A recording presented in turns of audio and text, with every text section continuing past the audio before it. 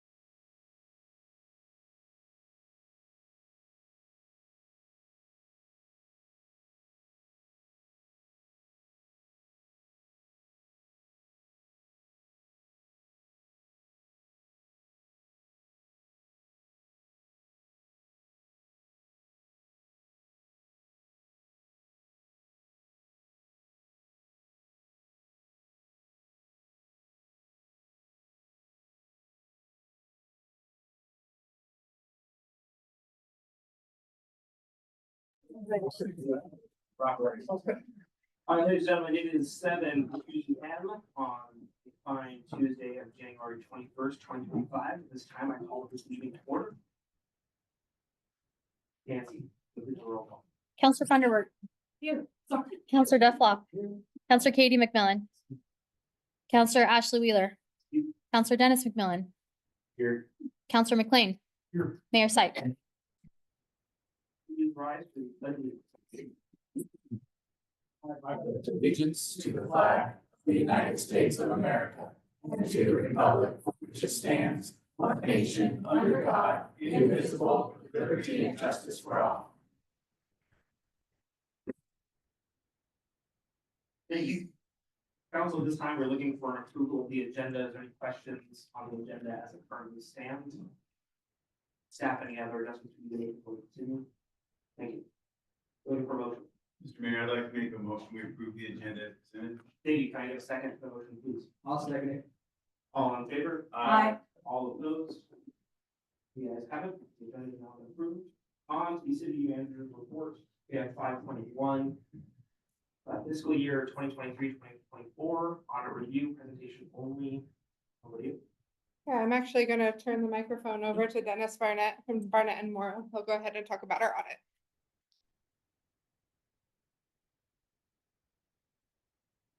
You're at the podium, if you could turn on the microphone, make sure that's working. Thank you.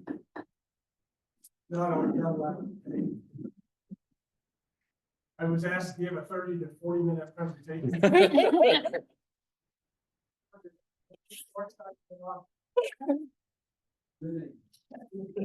We completed the audit, and issued a report last month.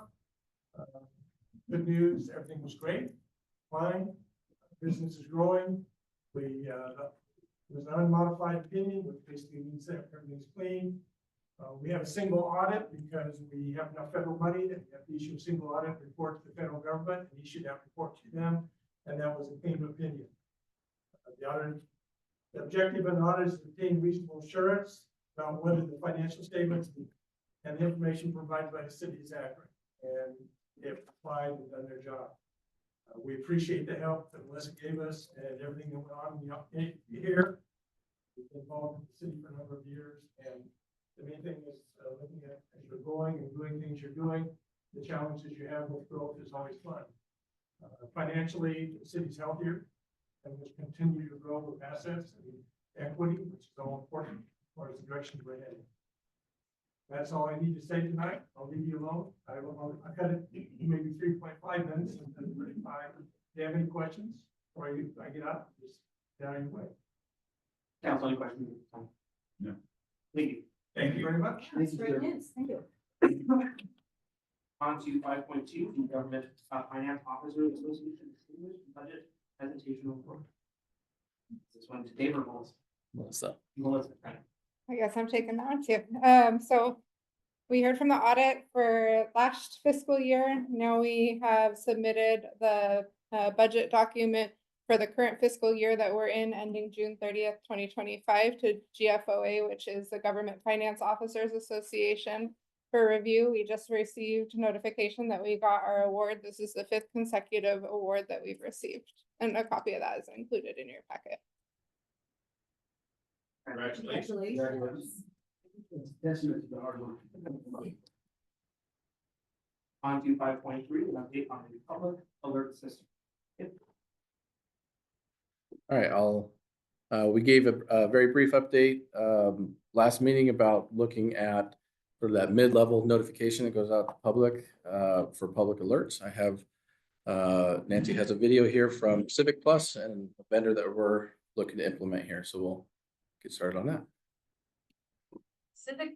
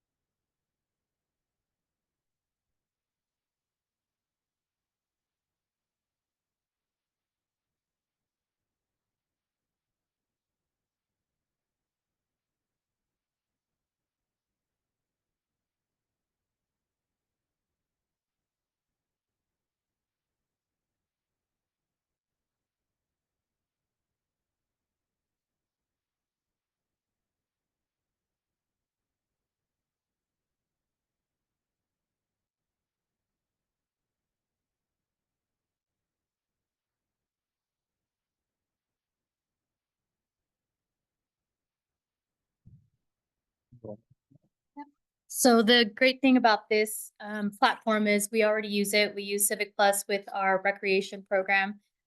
So and we use it for our website. So this is just another addition that we're going to be able to bundle. They call it the mass notification system. One of the great things about this system is that it automatically translates everything for us. So it will reduce staff time in trying to send out the public alerts that we are trying to target. Also, the user can select their preferred language. So whether it's English or Spanish here, but if it happens to be Mandarin or Korean or French or something like that, you can select that as well. And so it you pick your preferred language. It has, as you saw there, polygons. We can draft those. You can set up reverse 911. It can send the information out. So however the end user would like to receive that information, they can get it any of which of those ways the information goes out. This was about half the price of all the other systems that we looked at. It already integrates with their other systems that we have, and it was seemed to be significantly more robust than some of the other systems as well. So if you don't have I know that's a very high level introduction, and we kind of showed you the back end user interface on the end user. It's either going to be downloaded app or something you're receiving on a text message or a subscription that you have, or if you are in the geofence that's sent out, if you happen to be there, it's going to send it to you if you're in that location. Otherwise, we're going to start working together with Civic Plus to get this implemented. They say it takes about 6 weeks. So 6 weeks from one date. I would say 6 weeks from Monday. So if we gave them notice tomorrow, they'd probably get us started on it next week. So is it opt-in, opt-out, but we can do geofencing, so it really doesn't matter. Right. So there's those that subscribe or opt in will get these notices as we send out. If it's something that meets that sort of medium level alert, broken pipe or something, and we geofence, if you're in that location, you're going to get the notification whether you opted in or not. Fire or whatever, because we need to get that geofencing, to get all those people, whether they're in or out. Correct. Like how many Amber thing does, or is it like a text message? It's going to come in as a text message. You're not going to get the audio alert that comes like with an Amber Alert, but you're going to get a message on your text messages that will pop up on your text message that says it's from the City of Umatilla Public Alert, and give you that information. You bet. Yes. Thank you. We have, next we have the Umatilla Police Department semi-annual report. Thank you. For council, I know we have a pretty full. Chief, can we get you to grab the microphone?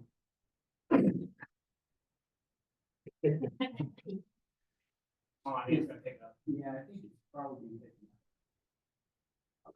Perfect. Thank you. I don't like talking. So I know that we have fairly busy schedule. I'm not gonna take up a lot of time. It's not that I want to take attention away from my semi-annual report, but I have some really great information here. The report is extensive.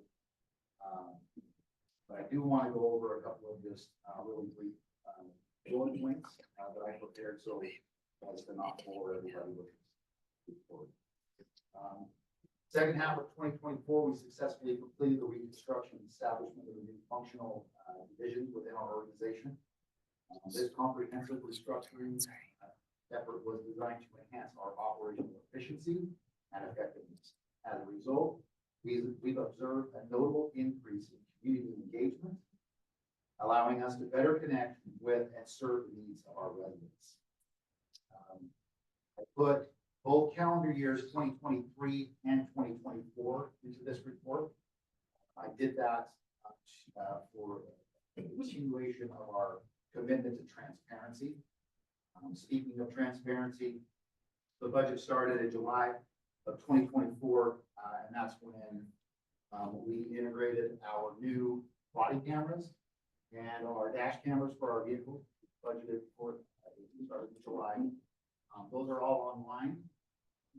They have turned out to be quite a piece of equipment that has reduced the workload on the front end office and has also proven to be extremely user friendly for the officers in the office. So quickly, overall calls for service increased greatly, increased a little bit, and the traffic increased greatly. I think that I've talked about that before. During the summer months, the school resource officer is dedicated specifically to traffic enforcement on city streets. That increased the amount of traffic stops, which in turn, obviously, is going to increase the citations issue.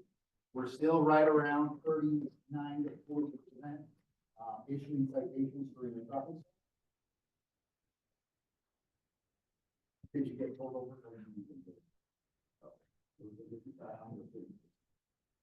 Um, A couple of really important parts about the detective unit is the collaboration that has come about with the Hermiston Police Department and Umatilla Sheriff's Office. Effectively, addressing crimes without worrying about jurisdiction, essentially is what we're doing. The detectives go to a monthly regional meeting. They meet with detectives throughout the region, as well as federal partners, to collaborate and go over crime trends. Detective Sergeant John Capers was sworn in as a U.S. Marshal. It's called a TFO, a Task Force Officer, which essentially, when he's under their umbrella, he is a federal marshal for that division of the government. We're also looking for additional medical relationships with the FBI and the ATF. Community outreach obviously is important to us. With that, we were given some grants during the year, specific ones that are focusing on traffic enforcement, and then of course the COP grant. The COP grant, we're very excited for that because that's going to allow us to initiate additional activities and engagement with the community. That will be coming in months. So that will be coming shortly in the months to come. We hired 2 new officers, Lincoln Turner and Crystal Victorino.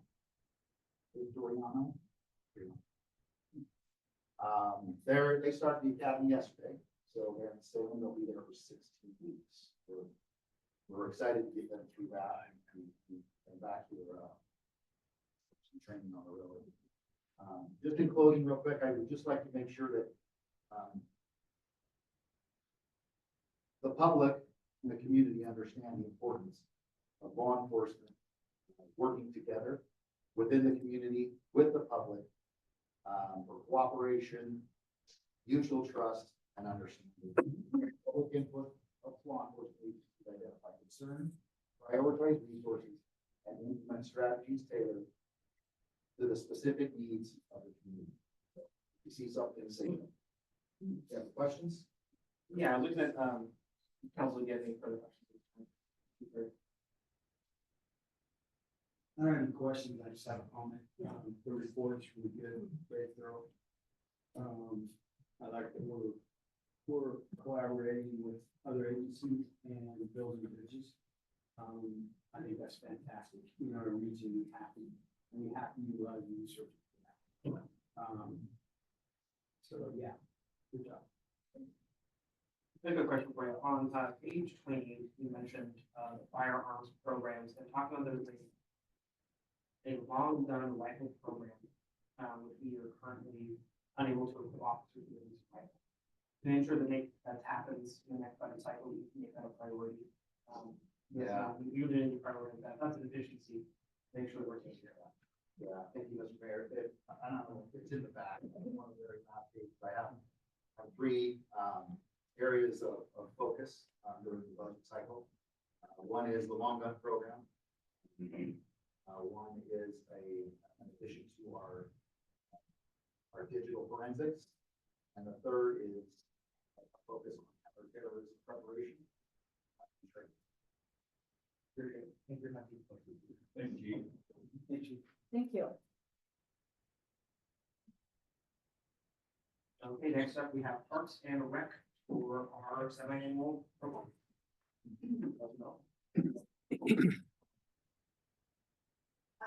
So I've been with the city for about 7.5 years now. So this year marks an important milestone for me personally and for the city. This year marks an important milestone because it's been 5 years since the city demonstrated its commitment to enhancing community well-being by creating the position in which I oversaw 5 years ago. This decision reflected a forward-thinking vision to prioritize recreation and its role in fostering an active, connected, and a vibrant community. Since then, we've made remarkable strides, including the creation of the entire department. These successes wouldn't have been possible without your support, the support of my city manager, and the support of my fellow department directors. I would like to share some milestones. In 2020, the city adopted the Master Trail Plan. In 2021, the city adopted the master park plan in 2022. The city hired a Parks and Recreation Department director. In 2023, we kicked off the 3-day rock festival. In 2024, we hired a department manager and 3 new recreation coordinators.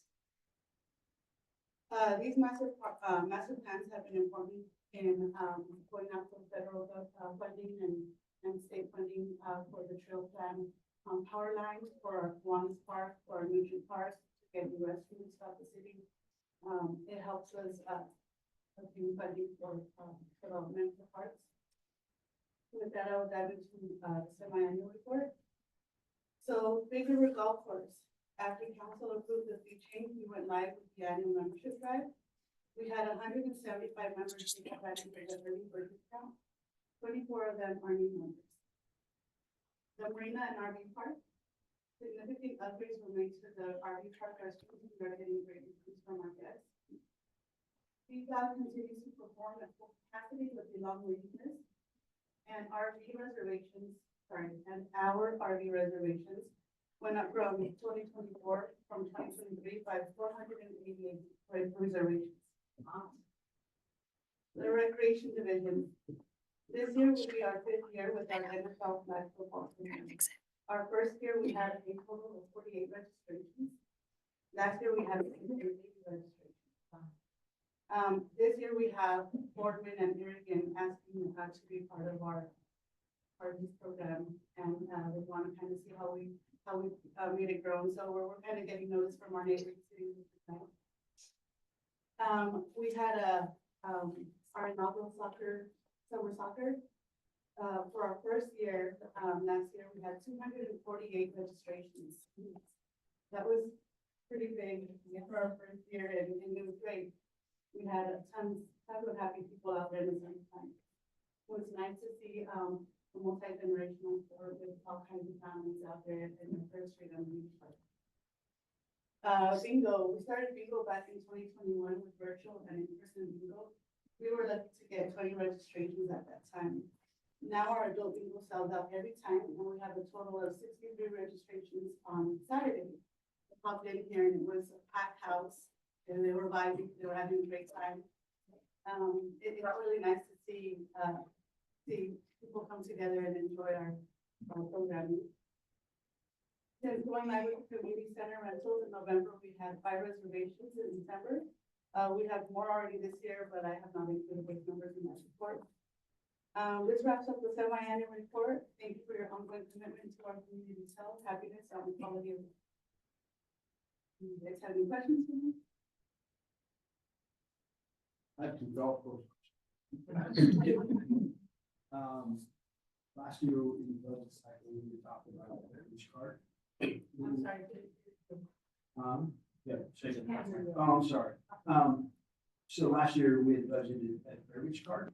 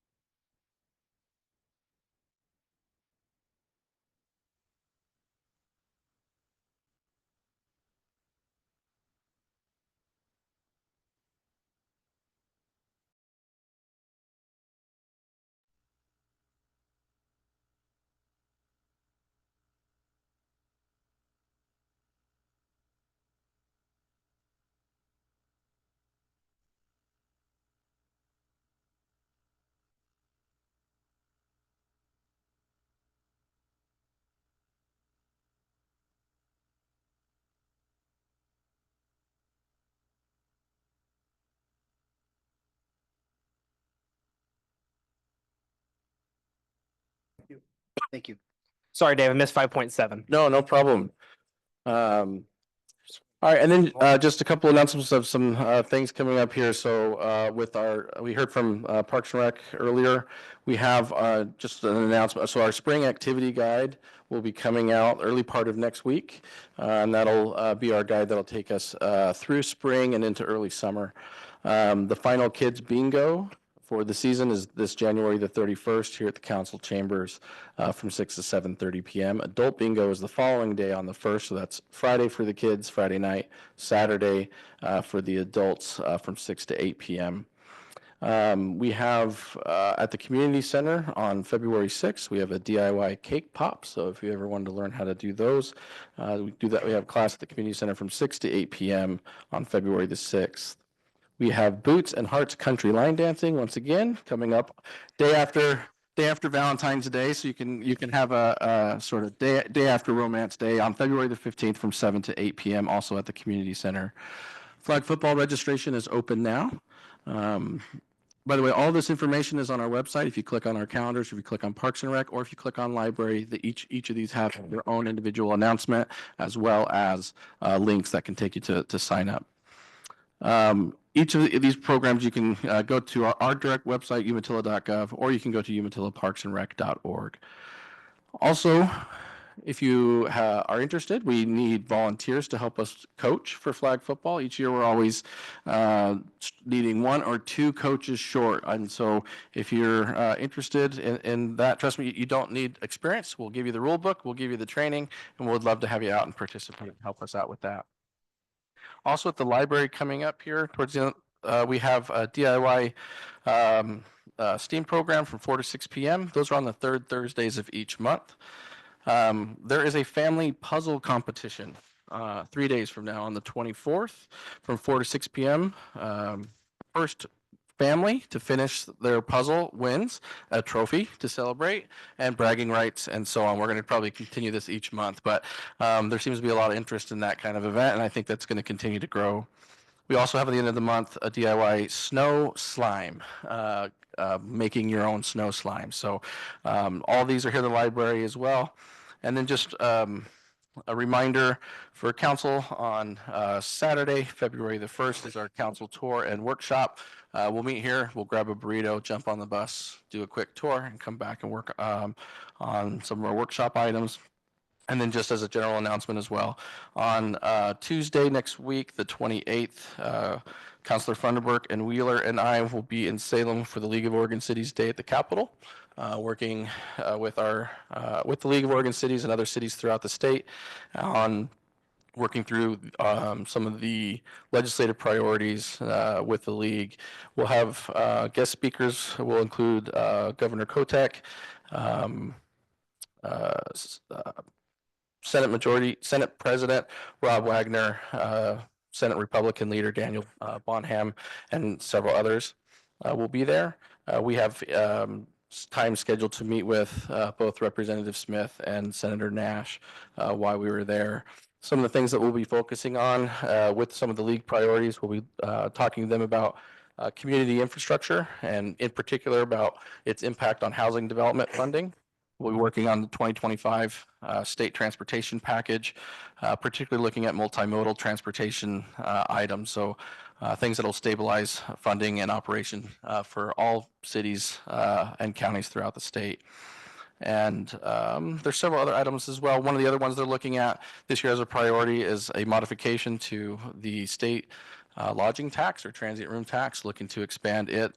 Right now it's very narrow focused to be used for tourism related only items, which is still saying to do that, but as long as it can also be spent, or what they're proposing to have it be spent on is to include public safety, community infrastructure, and even housing, short-term housing rentals as well that can feed that and support that program. Looking at additional funding for shelter funding and homelessness response programs. And we've talked about this a couple times before, operator and training apprenticeships. Specifically, there's a shortage throughout Oregon for qualified water and wastewater operators, those that are looking to have that training. And so they're looking to create a designated earmark in state legislative funding to create those programs. And so we're looking forward to those conversations and see where those go. The other one that's a big priority for the league this year is property tax reform, specifically looking at what can or cannot be done with measures 5 and 50. Now, this has been on the league's priority list for a better part of a decade, but it continues to be a high priority. So we'll be continuing to work with our legislators on possibilities of looking at reform for both of those measures from the 90s. Other than that, it should be a very full and eventful time. Thanks, Dave. Okay, now we're on to public comment. As a reminder, public comment is an opportunity for citizens to express opinions, raise issues, and provide information to the city council. Comment presented during this segment should be focused on city-related issues and not on items that are scheduled for a public hearing on the same evening's agenda. If you wish to speak, please provide the requested information on the sign-up sheet. Be sure to note the topic on which you wish to speak. When you're at the podium, begin by stating your name and address. You'll have 5 minutes to speak unless otherwise directed. First up, we have Heidi Sipe.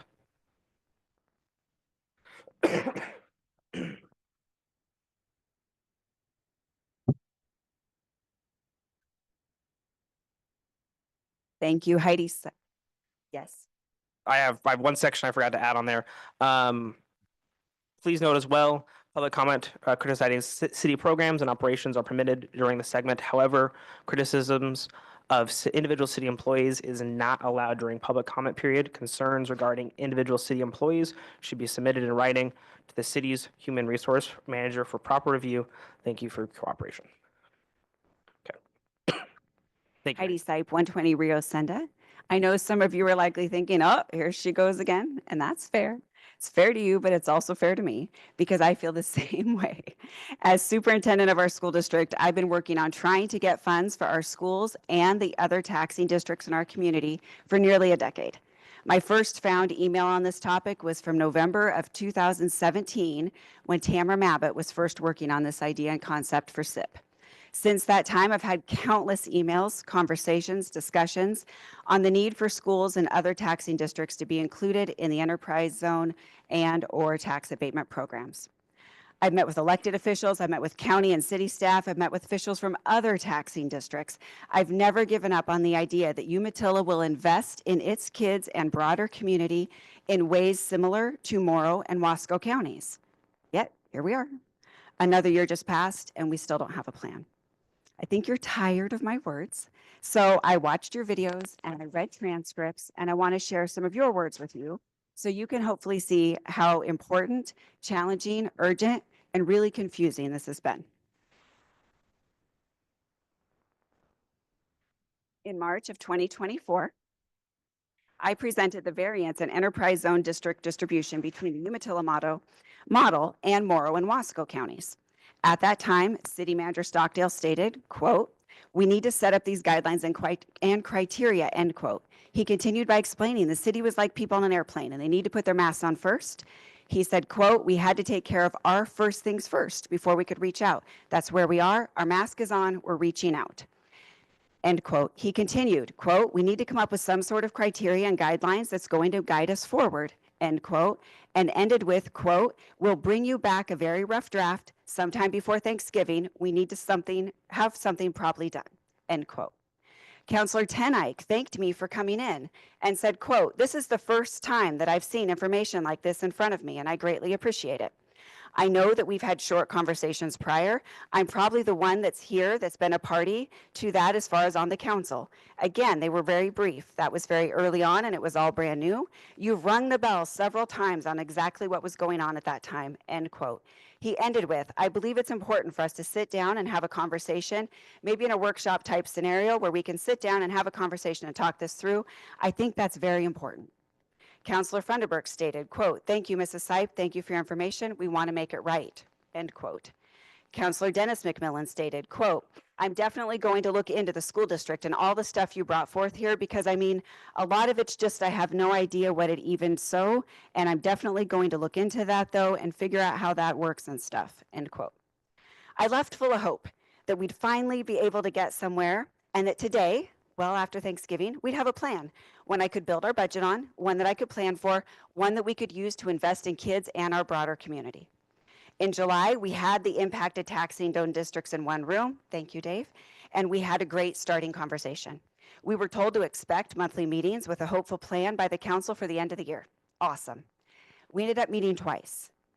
I was excited after those meetings. I thought we were making progress. But in August, another presentation was made to the city council. It focused solely on the city's needs and the city's planned projects, didn't share the various needs of the other taxing districts. It didn't cover how neighboring taxing districts handle the funds. And instead of focusing on distributing funds to the various districts, it focused on how those districts needed to start grant writing and doing a better job of advocating. Again, Councillor Tenike requested a work session with all the districts to better understand the needs. It's now January. We don't have a plan. We don't have any meetings scheduled, and we simply can't afford to let another year go by without a way to ensure that the schools or other taxing districts receive funds. The students of Umatilla cannot wait another 7 years for this to be figured out when students in Morrow County and Wasco County receive money from the enterprise zones. Over $1 million last year in Morrow County from the enterprise zone to the school district. Umatilla's amount last year, 0. We are not competitors. I'm proud of the work you're doing. I loved hearing what your leaders were talking about that the city is doing. It's fabulous. But the radio district, the fire district, the hospital district, we're all trying to do fabulous work too. We're all trying to support the work of the growth. The only difference is you're getting money to do it and we're not.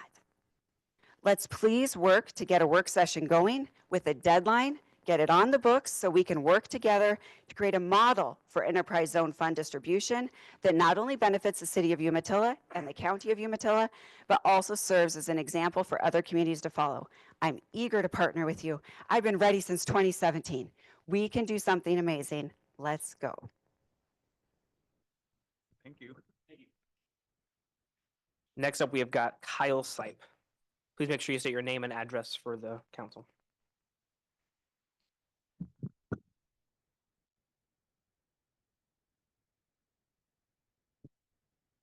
Kyle Sipe, 120 Rio Sendo, Umatilla. I'm the Rural Fire Protection District Board Chair. At the December meeting, I heard you mention how embarrassing it was to listen to the July Enterprise Zone meeting, and it made me confused. I was there and I didn't hear anything that I would think was embarrassing. So I reviewed all 2+ hours of it again, and I get it now. The meeting recording showed over 20 people all caring about our community. It also showed taxing districts frustrated to never before be at the table for conversations about the funding, despite frequently asking.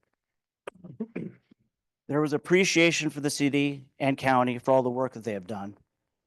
None of the taxing districts were out to get as much as they could for themselves. There's a real push for a distributive share that we could count on, could budget on, and that we could use to meet the increasing needs, all because of the growth. I understand that it could be embarrassing for you to hear the feedback from all the taxing districts. It would be tough to hear that the city has changed building options to allow for taller buildings without accounting for the lack of the fire department to have a ladder truck to reach those people in need at higher altitudes. Without other funds, this decision forced us to consider a bond to keep people safe. This is especially challenging as the police station is also important, yet on the agenda tonight, you're now considering a bond despite discussing at the March meeting that the police station will not require a bond and the minutes stating, quote, "This project will not be a general obligation bond for the community," end quote. It could be embarrassing to know that the amount that this city loses in a one weekend music event is almost exactly the same as the fire department's annual budget. So 3 days of fun against saving lives for an entire year is not such a tough decision in my opinion, and I'm guessing that was a shock to you as well. It would be hard to hear that you assume the fire department doesn't respond to calls to data center facilities, but Chief Grant quickly explained that in fact, the fire department does have to respond to those calls. And since 2020, the fire district has had a 31% increase in emergency responses, all with no money from the enterprise zone. I could understand it would be embarrassing to know that the essential services like mosquito control education and workforce development programs, and public safety radio communications are underfunded in Umatillo's enterprise zone, especially when neighboring communities share these funds to support similar services. It would have been embarrassing to hear that this disparity raises questions about this council's commitment to investing in the overall well-being of the community. It also would have been embarrassing to hear the city manager explain that the council has been responsible for the decisions to keep the funds. To hear that he presented the options to you, shown you the comparisons to the other districts, and explained that it is likely time to adjust the way things are done, but that you haven't yet taken action to develop a different plan. We know these are your decisions because it was clearly stated by City Manager Stockdale, quote, "The council knows all about this. They've approved every single resolution, every negotiation tactic," end quote. I know you all work hard for Umatilla. This isn't about being embarrassed. It's about working together. We need to listen to each other and find a way to share the money so that everyone can do their jobs better.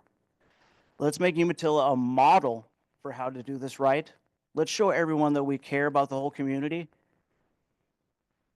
I know you do, and I'm asking you to work to make this happen.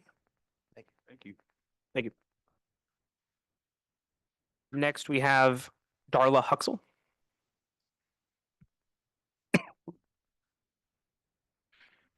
Nancy, are you keeping time or am I? Okay, I'll stop then. Thank you. Darla Huxell, 415 Stevens. First of all, I always appreciate you guys donating your time. I recognize they're all volunteer positions, and I understand that you have difficult decisions to make, and I appreciate that. Always have, always will. As a member, a board member on 2 special districts, I've been faced with tough decisions as well. I told you since I retired last year that I would continue to come and talk about enterprise zones and and special districts in particular. So that's why I'm here. One of the things I did notice that next week at the Planning Commission, Amazon is going to be doing something with property. To me, when I see that, all I see is continued infrastructure. It's going through the city. I don't know that this property that they're talking about is necessarily in the city, but it is in the urban growth boundary.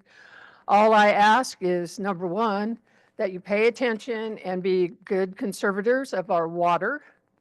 And secondly, please consider having some conversations with the special districts. That's all I ask. And if you don't want to, then just come right out and say so we can stop going back and forth, well, you said, he said, she said type stuff. If you're not interested and you have no plans on doing anything like that, then come right out and say it so we can get on to the next business. Thank you. Thank you. Thank you. Next up, we have got Toby Cranston, please.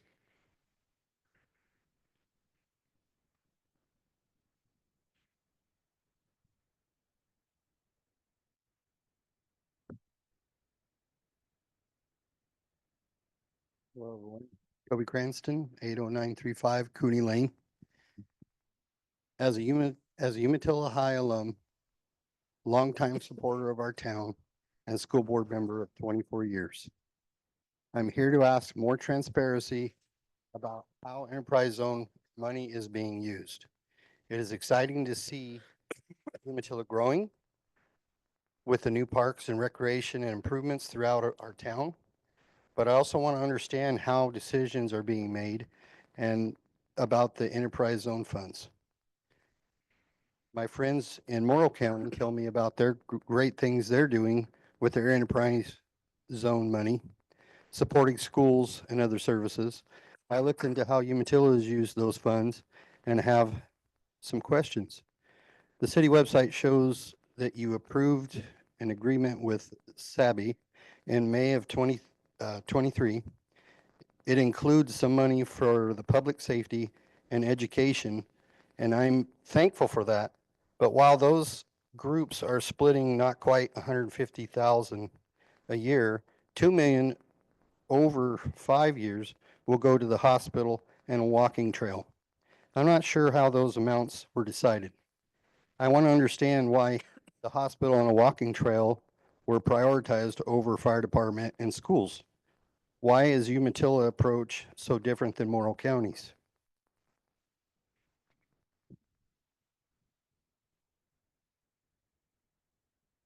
I think the hospital and trails are great, but are they more urgent than our schools and public safety?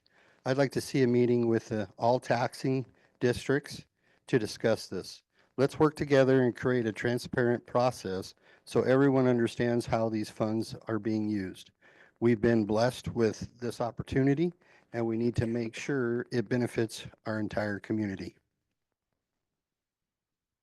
Thank you, Mr. Cranston. Next up, we have Josiah Barron.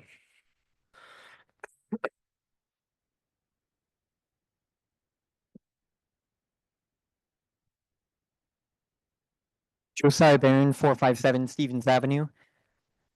I just wanted to share a few of my thoughts also about the enterprise zones. I've had the interesting perspective of being a part of several different special districts. I used to work for a mosquito control district, so I see that side of things, and also have had the opportunity to serve on the school board, so seeing that side of things as well. I think that when it comes to, first, I also want to add to what others had said. Thank you. It's been growing up in Umatilla. It's been great to see all the changes and the growth that has happened in Umatilla. And Parks and Rec's doing a stellar job. City staff, council, thank you all for that. It's from the chamber's perspective too. It's been great seeing all that. But when it comes, so of course, I wanted to recognize, yes, the city has no legal requirement or obligation to distribute the enterprise zone funds to other special districts. But as we're growing and as we're working together, each one of the special districts, whether it's the school district, fire district, mosquito control, the city, we each play a different part in helping the community grow as a whole. And as we work together, I think creating a task force and moving forward in coming up with a plan, as was discussed, of distributing the enterprise zones would be a great show of doing it in the spirit of community collaboration. And the other thing I just wanted to add is I also think it would actually be in alignment with many of the council goals that you have set forth. For example, if you look at goal number 3 is to enhance, cultivate relationships, partnerships, and community perceptions, with one of the desired outcomes being, quote, to cultivate current partnerships and to expand partnerships that will help achieve goals 1 and 2. I think working together with even enhancing the relationship with all the different special districts and seeing how to distribute the enterprise zone funds for the betterment of the whole community would be in line with your goals, as well as I said before, just to finish, each different district is coming together in their own way to enhance the quality of life and improvements within the city. So just consider having more discussions about that and taking a look at how the enterprise zone funds could be used in the spirit of collaboration with the other special districts. Thank you. Thanks, Josiah. Next up, we have got Mark Browning.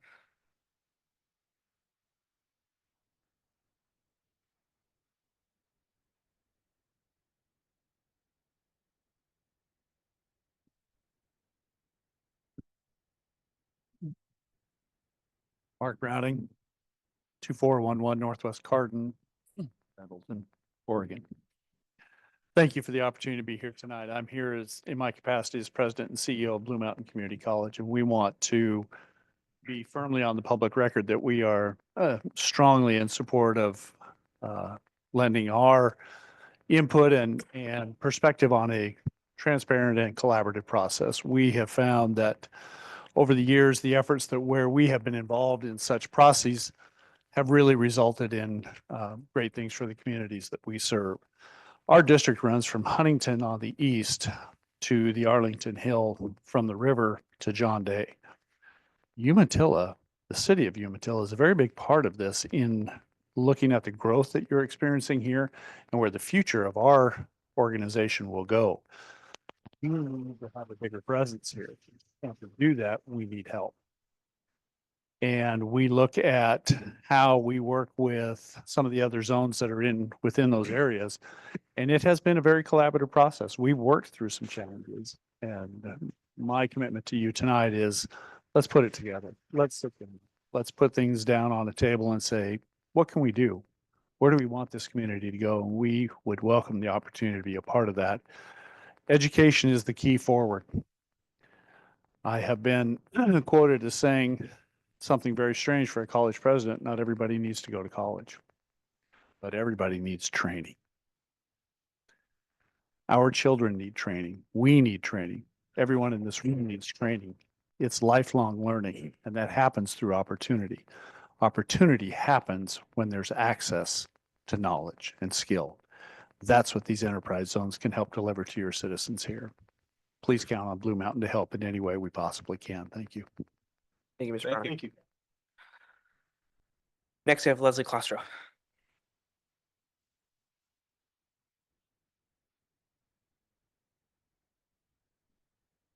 Hi, Leslie Klostro, 344 Bob White Avenue. And first of all, I just want to commend everyone for coming up here to talk. It's scary. I don't want to do this again, so I hope this is the last time. I also want to say that I understand the weight of your decisions. I myself am a public official. I've been a public official for almost 11 years. So I understand that you guys have a lot of important decisions to make and how important those decisions can impact the folks that you guys help us. So good evening, Mayor and council members. I stand before you today, not just as the chair of the Umatilla School Board, but as someone deeply rooted in this community. I was raised here and attended our schools and ultimately chose to raise my children here as well. Growing up in Umatilla, it meant feeling valued. We knew that, we knew the adults in our community were invested in our well-being, that they wanted to protect us and provide opportunities and genuinely cared. Lately, however, I have been feeling a growing sense of disappointment. It's disheartening to see how our city is handling the enterprise zone funds. Neighboring communities like Morrow County and the Dalles prioritize their children and recognize the vital role of all taxing districts in building a thriving community. Our city and county chose to keep it all. Why are my children worth less to you than Morrow County's children are to their elected officials? The children in this community are amazing. They are worth the investment. This isn't about legalities. It's about doing what's right. You're legally allowed to keep the funds. There's no question about that. But how can that be justified when our schools and other taxing districts have been left out of the blessing these investment funds could mean to the community as a whole? We all face obligations in fostering the growth of Umatilla, yet only the city and county are receiving funds to do so. AWS provides curriculum and supplies to build workforce skills, but the school district bears the burden of staffing those classes. We've had to reroute our fund dollars to ensure our children are ready to enter a workforce in the community that's dominated by tech opportunities. We're carrying the load for workforce development, yet the city and county offer no financial acknowledgement of this contribution. I reviewed your August discussions on this matter. Instead of exploring how other zones invest in their communities and support their taxing districts, the focus was solely on the city's needs. Every taxing district has needs.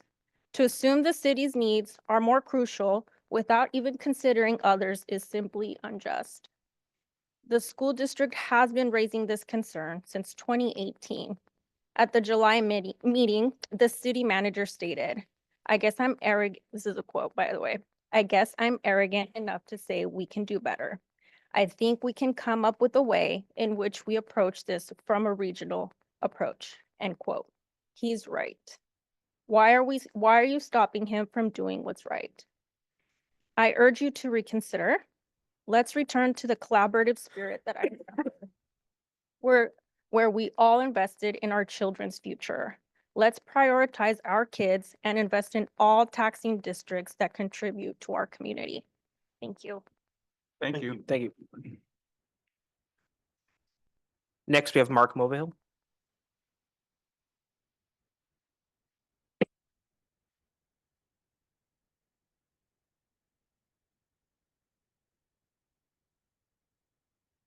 They always say to watch your back, so I don't know about you standing there. You have my back or not. I'm going to lighten things up a little bit here in a minute.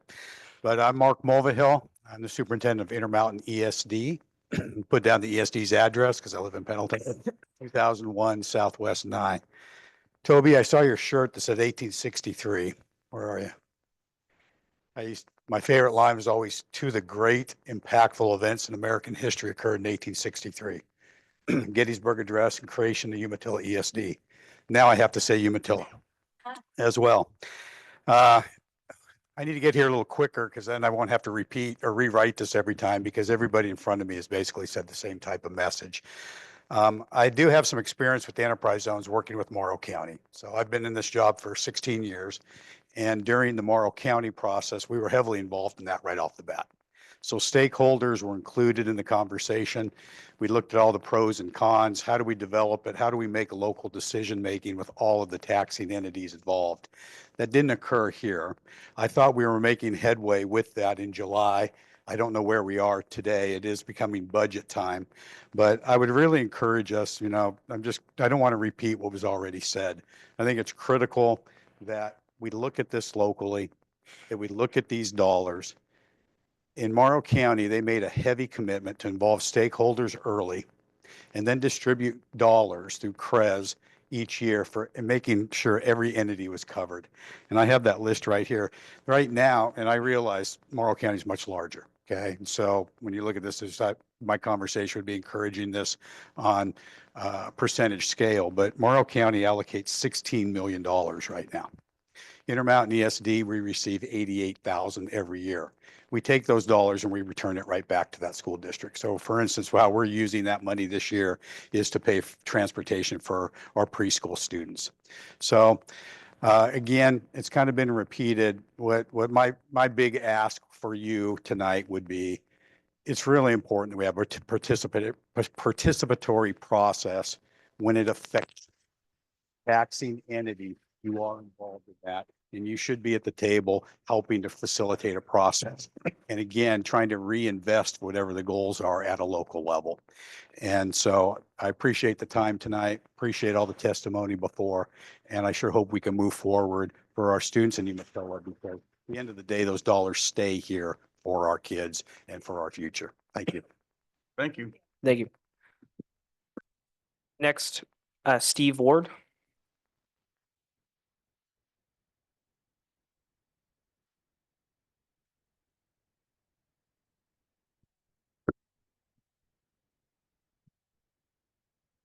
Steve Ward, 30772 Bowden Lane. The last time that I was here at City Council, I had the privilege to moderate the 2020 council debate.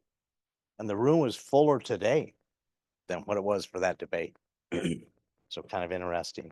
Also, again, don't mean to sound like a broken record, but hats off to all the improvements and the things that have happened since the last time that I was here. So good evening, Mayor, City Council members. I'm here tonight to discuss the sharing of enterprise zone funds and how we can work together to create a more equitable and reasonable system for our entire community. I recently reviewed the August meeting where this topic was discussed. I heard your offers to assist with grant writing and legislative lobbying, and I appreciate that sentiment.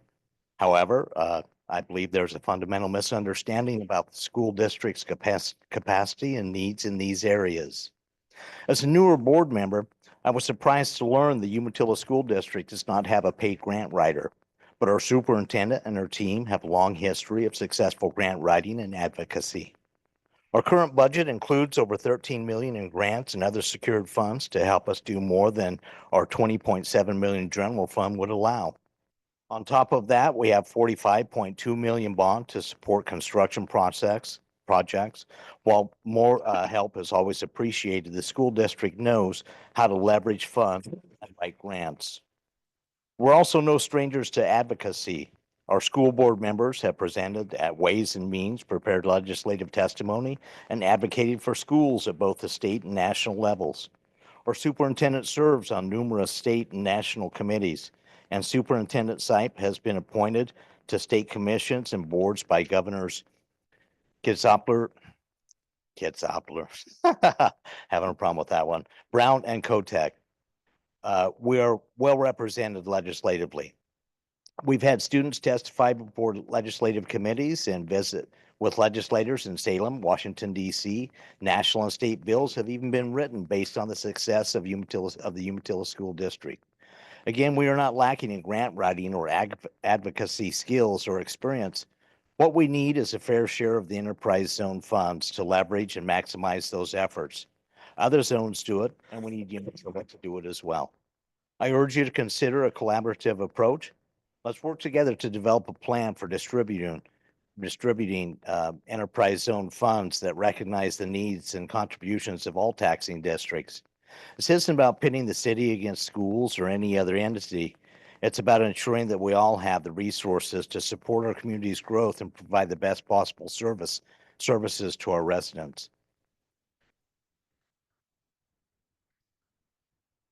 Again, I'm thankful for everything that the Umatilla City Council does.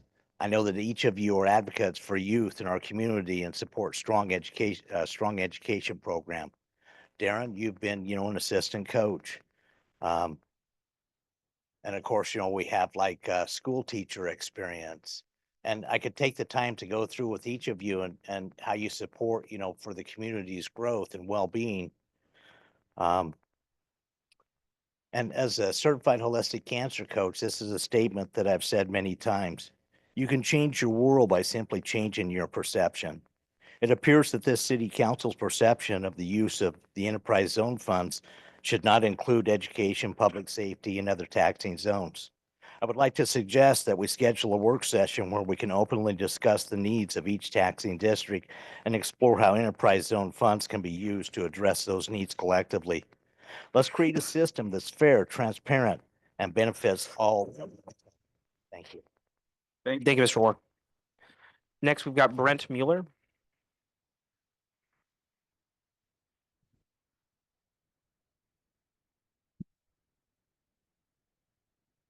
Good evening, Brett Mueller, and I put my work address there also, 4700 Northwest Pioneer Place, Pendleton.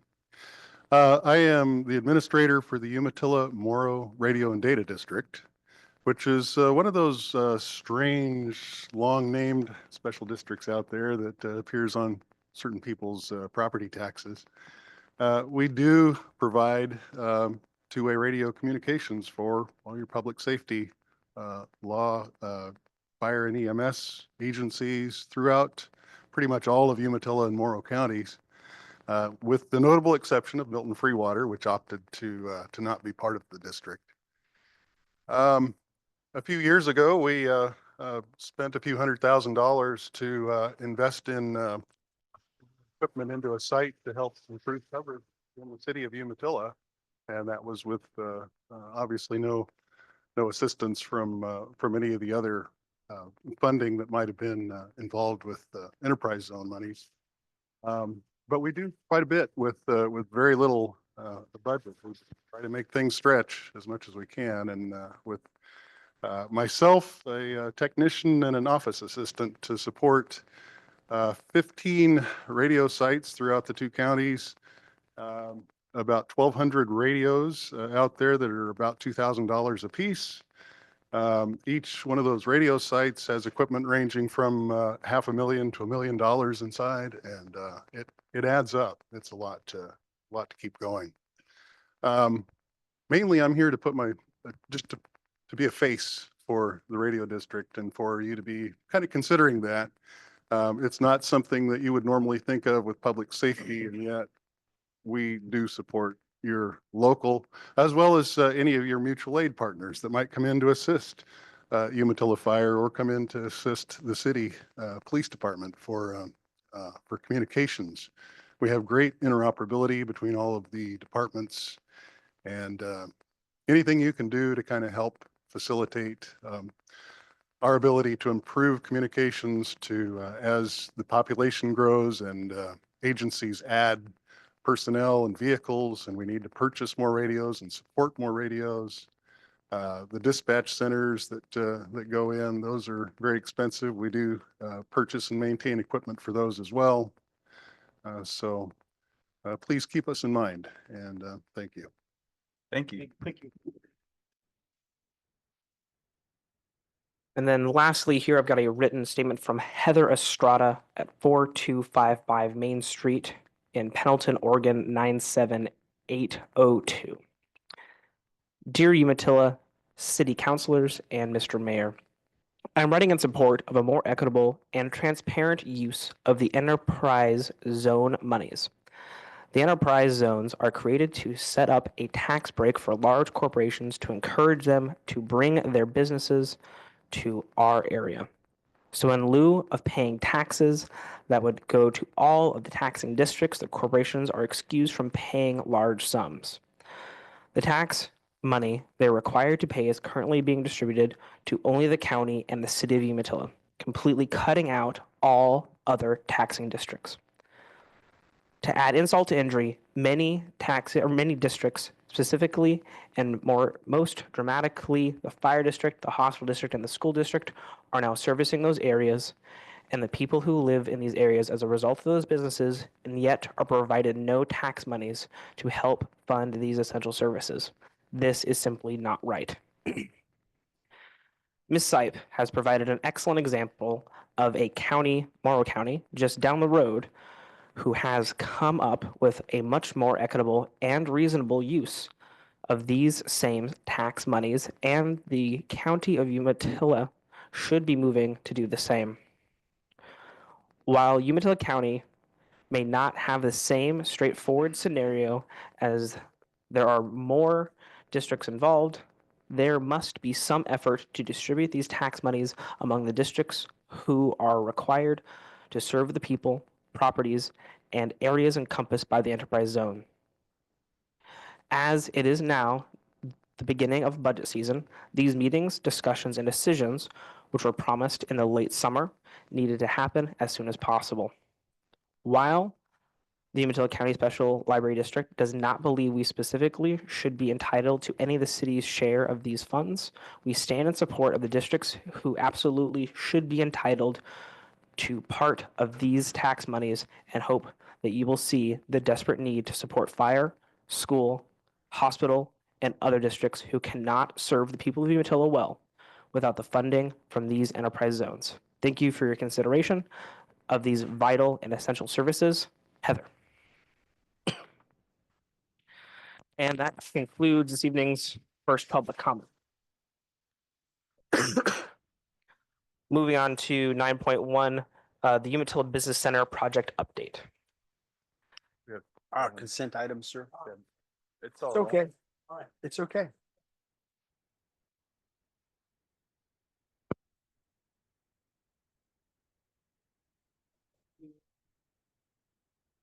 December 17th, 2024 minutes, and then 7.3, January 7th minutes from 2025. Can we pass the consent agenda as one solid item, please? I'm looking for a motion at this time. If there's any other questions. No questions? I'm looking for a motion.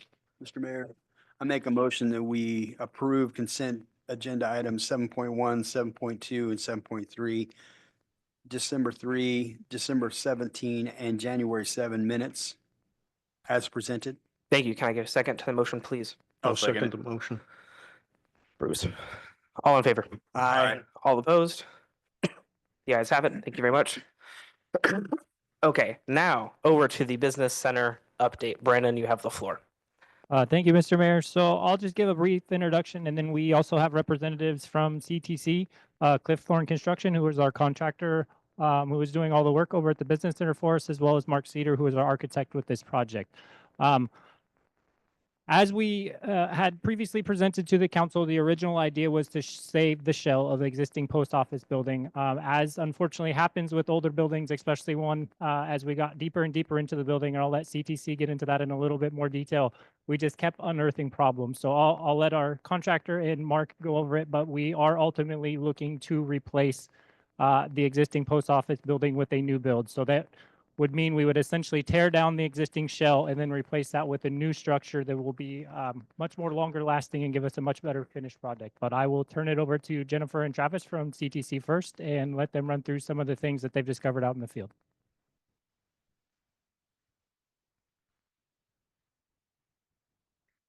Can we just put duct tape on it? Nothing. I'm sorry, I'm being funny. Wasn't funny. So hi, my name is Jen Pendleton. I work for Cliff Thorne Construction. I'm here with Travis McCracken. He is my superintendent on the project. I know that you guys have worked really hard on putting this together over, I've heard like the last 6 years, and we're honored to be the contractors that are heading it up. We were really trying hard to tie into that existing building, but as we're doing the selective demo, we're finding that there's more problems and solutions to making this building actually work. The roof structure is, I mean, the trusses are rolling. We don't have roof joists on it. All of the plywood that's on there is delaminating and just really disintegrating. It's nothing that we can really tie into, which is called for in the plans as we speak. We also have issues that when we were cutting out on the east wall for openings for future doors and windows, there is no, that's hollow CMU block, and so there is no support throughout it for us to actually tie into with overhead doors.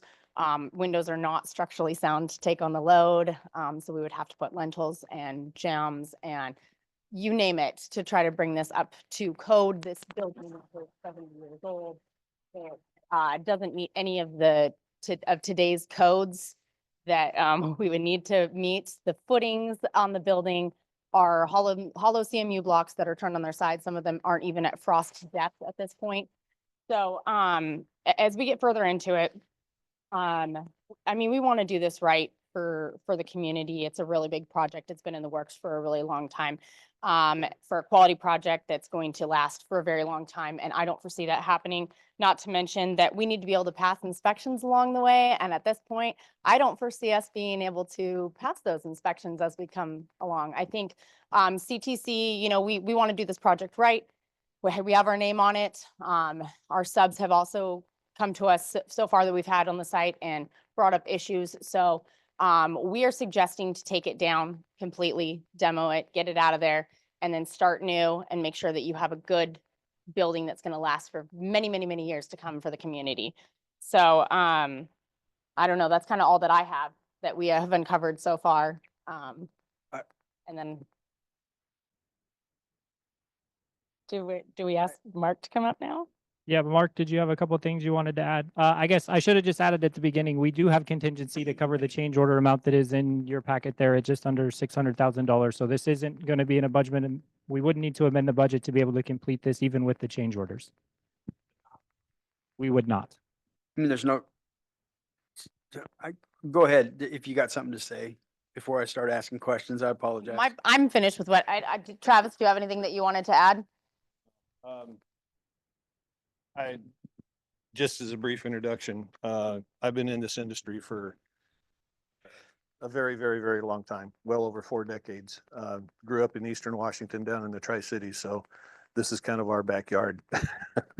It's as Jennifer mentioned, we are excited beyond belief to have been awarded this contract. The exposure that this project will present, the activities and the opportunities that this facility will allow the community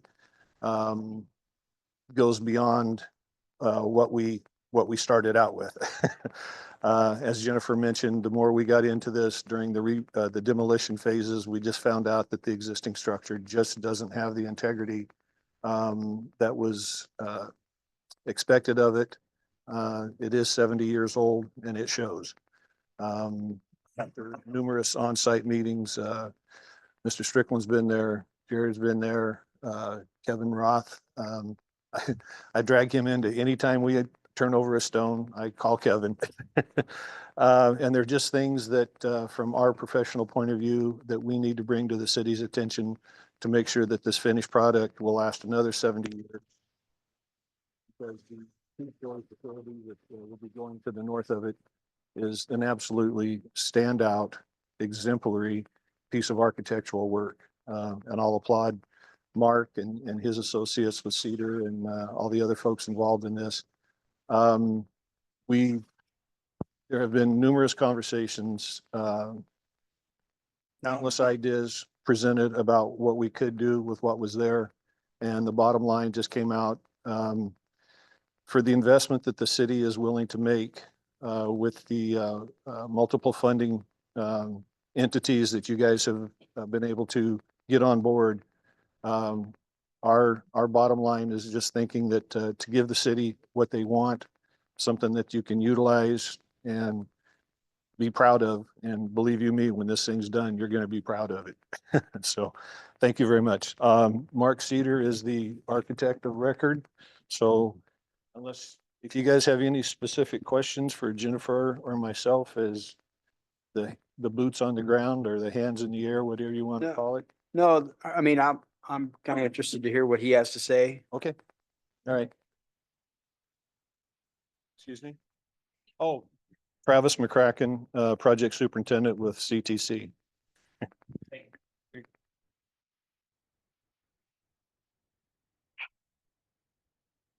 Thanks. Mark Cedar, Cedar Architecture and Urban Design.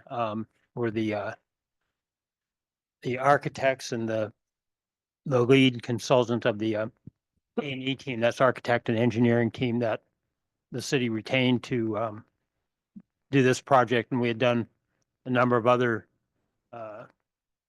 similar projects, Maupin Civic Center in Maupin, Oregon. And we're working on other projects in this area. So it's always look forward to come out to Umatilla and Northeast Oregon about once a week, actually. So a couple of things. I don't know if the city staff did any handouts or anything or there's any need to show the floor plan. Yeah, we've seen all that. Yeah. You bet. And what we're talking about here, which is basically 1/3 of the project building. The building itself is just a portion of the overall project, including the plaza and the parking lot, the pedestrian walkway, that kind of thing, and street improvements. So, yeah, and it shows it right up there. So it's a 1-story existing building portion of the overall new business center. And just as a little bit of context in our work with the city leading up to the project being awarded the final funding and bidding and the award of the project to CTC, we did engage our team, including structural engineers and systems engineers. And I think there was a good bit of sentiment that should try to save that building. There are various reasons to save an existing building. There are various reasons not to. So we did our level best, and our structural engineers very fortunately separated the two structures so that just with a little gap between them, they're structurally independent. They work together when the final project is built for all circulation, fire and life safety systems, but structurally they're independent. So that's very fortunate because that means that CTC is going to be able, if that's the final decision, to remove that building, that existing building, and build it new right on the same footprint, basically the same floor plan, because the floor plan was worked out with the city and seemed to work just fine. So we'll be able to rebuild that same building, 40 by 100, just like it is now. But it'll have new walls, new systems, most importantly, a new roof.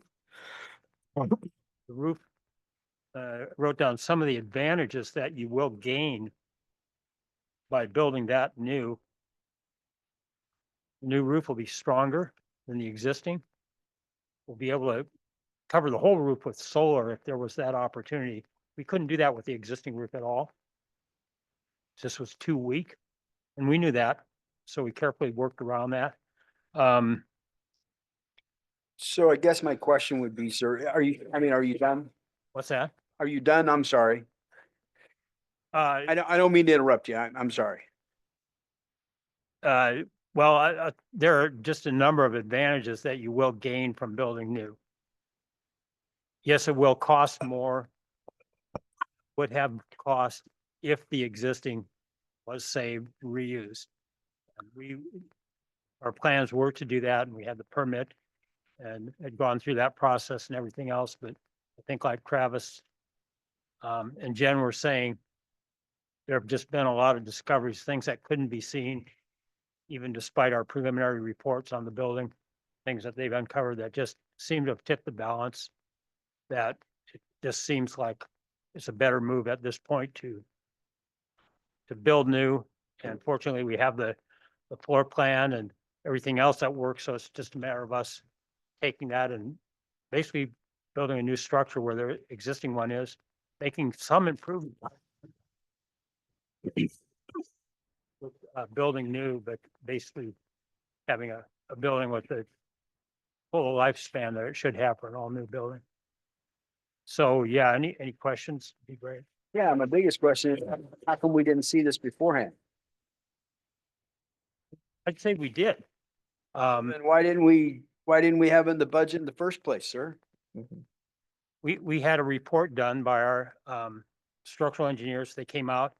They knew that the building was unreinforced masonry. They designed and engineered around that. So we had a structure that would stand up and met all codes. It did receive permits.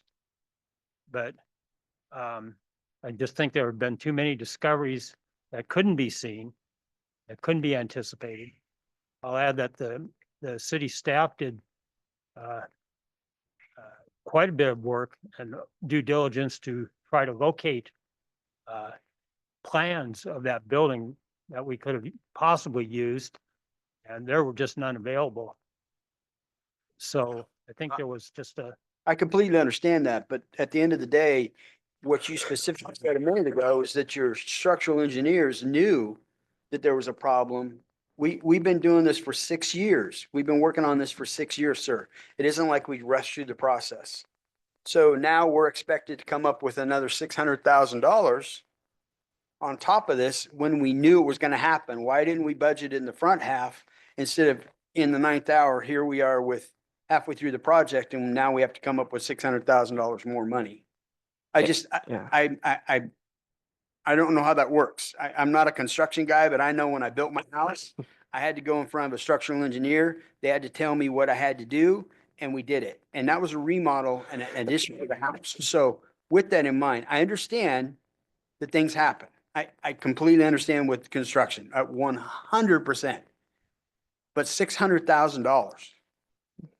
And on top of that, how much did we pay for abatement? Because we paid a ton for abatement for that building to be able to utilize it. I mean, how much did we spend in abatement to be able to utilize it? Yeah. Yeah. There's probably some added cost or not. Yeah. I'm not tear it down. Yeah. And I appreciate the fact that we wanted to try and save the building. It has a lot of significance in our community, 100%. But again, here we are. eh, I don't know. Is there other concerns now on the site? Like, have we checked soil density? Like, now that we're here, have we checked everything else that could possibly go wrong? The city, as is normal procedures, engaged a geotechnical engineer who did do soils tests. In fact, they've been out, they've met with both the contractor and the city and ourselves to go over that soils test and that soils report, make sure that it was consistent with what's been uncovered to date. And so I think that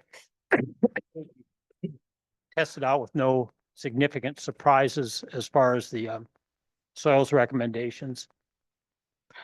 Mr. Mayor, Councilor Duffoff, if I can jump in here a little bit. To your question a little bit, we did look very hard at seeing if we could use duct tape or if there were things we could do to add in a little bit of additional structural stability to keep the existing building intact. It's just as we started going through request after request and we're having to add in some things to maybe modify some of the original plans to make sure we were going to have a sound structure. We were starting to near like $300,000 in potential changes to come in and reinforce that existing building. So staff at that point felt where we're, nearly half of the design cost to have a brand new building and have a brand new structure, that was worth bringing it back to council to see if it was a federal alternative, and certainly staff believes it is, to come back in and start over new. That certainly will make, I know both me, myself, and Kevin's also here. If you have any specific structural questions, we wanted to make sure we had all the experts in the room to be able to answer your questions. To your point, some of these things maybe could have been brought up sooner, but some of the things, to your point, is also just discovery in the field just continued to compound the issue, which just as the growing list of requests or, the potential need for additional change orders, if we were working to keep the existing structure kept mounting, it became more and more clear to staff that we were probably needed to cut our losses. And then, like I said, at this point, we will more or less knock down the existing building. A new shell will go up in its place. There will be no other changes to the floor planning staff. In fact, we'll actually gain a couple of square feet because we're not working around CMU blocks. The walls will be a little bit narrow. So there are some other benefits having a new roof to be able to accommodate solar. There are some positive changes. But that it was just the cost differential between the new building and the potential change orders to bring everything back up to code, only being at a $300,000 difference. We felt that warranted bringing that back to council for discussion. $300,000 more or less? So it would be $300,000 more to go completely new. So we were looking at approximately $300,000-ish to have to go back in and reinforce some of the things that were discovered in the field. Yeah, and I don't disagree. I'm not saying we have to do what we have to do. I just don't like being in this position when we paid somebody millions of dollars to design it, to engineer it, and now we're having to fork out another $600,000 because potentially they missed something. That's kind of how I feel. And I don't know that that's right. I don't. And my other concern is, did we miss it or did they miss it? No, I don't. That's not their job. That's the engineer's job. That's the structural engineering. Right, but we approved the permits though. Huh? We approved the permits. No, I get that, but at the end of the day. So, I mean, if we approve the permits That's in-house, we approve the plans, we approve the permits in-house. And if they didn't come in and say, hey, look, we need, if they would have came in the front side and said, hey, look, we need to tear this down, we would have been in a better spot. So- That's my whole point. Maybe just a little context around there. When the building department is reviewing plans, we are looking to make sure things meet structural code. Yeah. And a structure like this, typically that is relying on the design professionals who have stamped the plans, that we will take their certifications and that they have reviewed the necessary things. So that's how we got to the approved plans. And I think you heard Mark say they still believe that they could salvage the building if that is ultimately the way, that we could go in and we could reinforce a few things and we could get there if that's the direction the council would like to go. So why there are very significant concerns around the existing building, some of them brought up with, discoveries on the footings that we didn't have exposed and some of those other things. There is a process where city staff is not allowed to design things. So we don't have those certifications. In fact, me and Kevin have to work very hard a lot of times, even, with the homeowner, we can't tell you how to design something. We have to stay out of the design. We just do the inspection side. And please understand, I'm only questioning the fact that when we pay somebody that significant amount of money, that it wasn't taken care of on the front half and not the back. That was my only thought. Yes, sir. Yep. Microphone, Kevin. Thank you. As we started excavation, we noticed that there was no footings under this building, this existing building. That was only discovered after excavation, which obviously couldn't be done or was not done prior to the plans and planning this project. Additionally, when we started cutting into the CMU walls for the new windows and doors that were going to be added, we discovered that the interior walls of that CMU building had no mortar at all and no steel reinforcement. So those are major, major concerns. And as Brandon was saying, when we started looking at the cost of the RFIs to go in there and fix that stuff that was a problem that was not discovered until we got into the ground and into the walls, it's going to be close to $300,000, like he's saying. And to basically redo the shell. That's all we're doing is redoing the shell, just the outside exterior walls, put new footings under it, and do wood construction is going to be that difference. I've been at this for 49 years. I've been in construction, 30 of those as an inspector, supervisor, inspectors, and a building official. And the issues that I'm seeing with that building,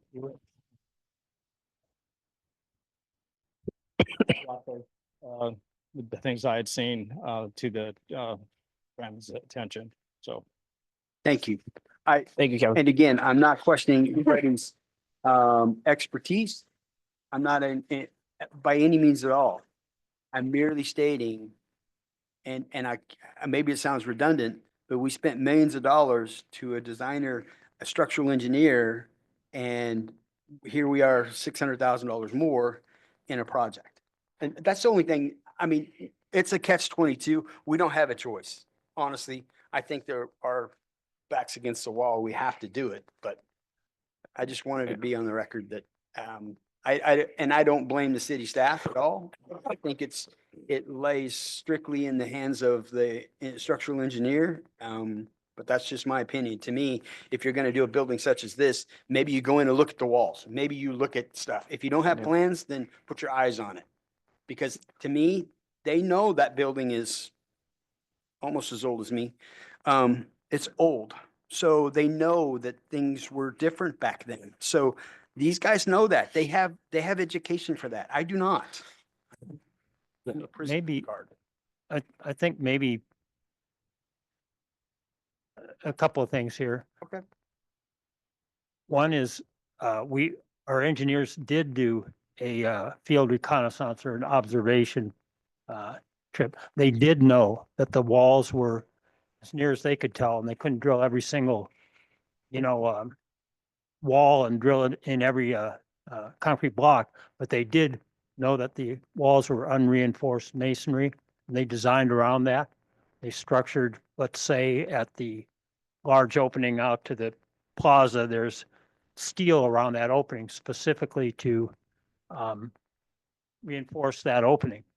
And then, like I say, the new steel building, the two-story building, is totally structurally independent. So they did do all of that. And by the way, our fee was considerably way under $1 million.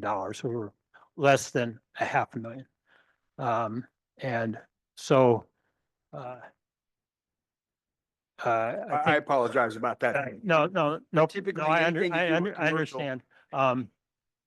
There were footings under there of sorts, but what they had done evidently when CTC was able to actually get down and open it up was they turned concrete blocks on their side for footing.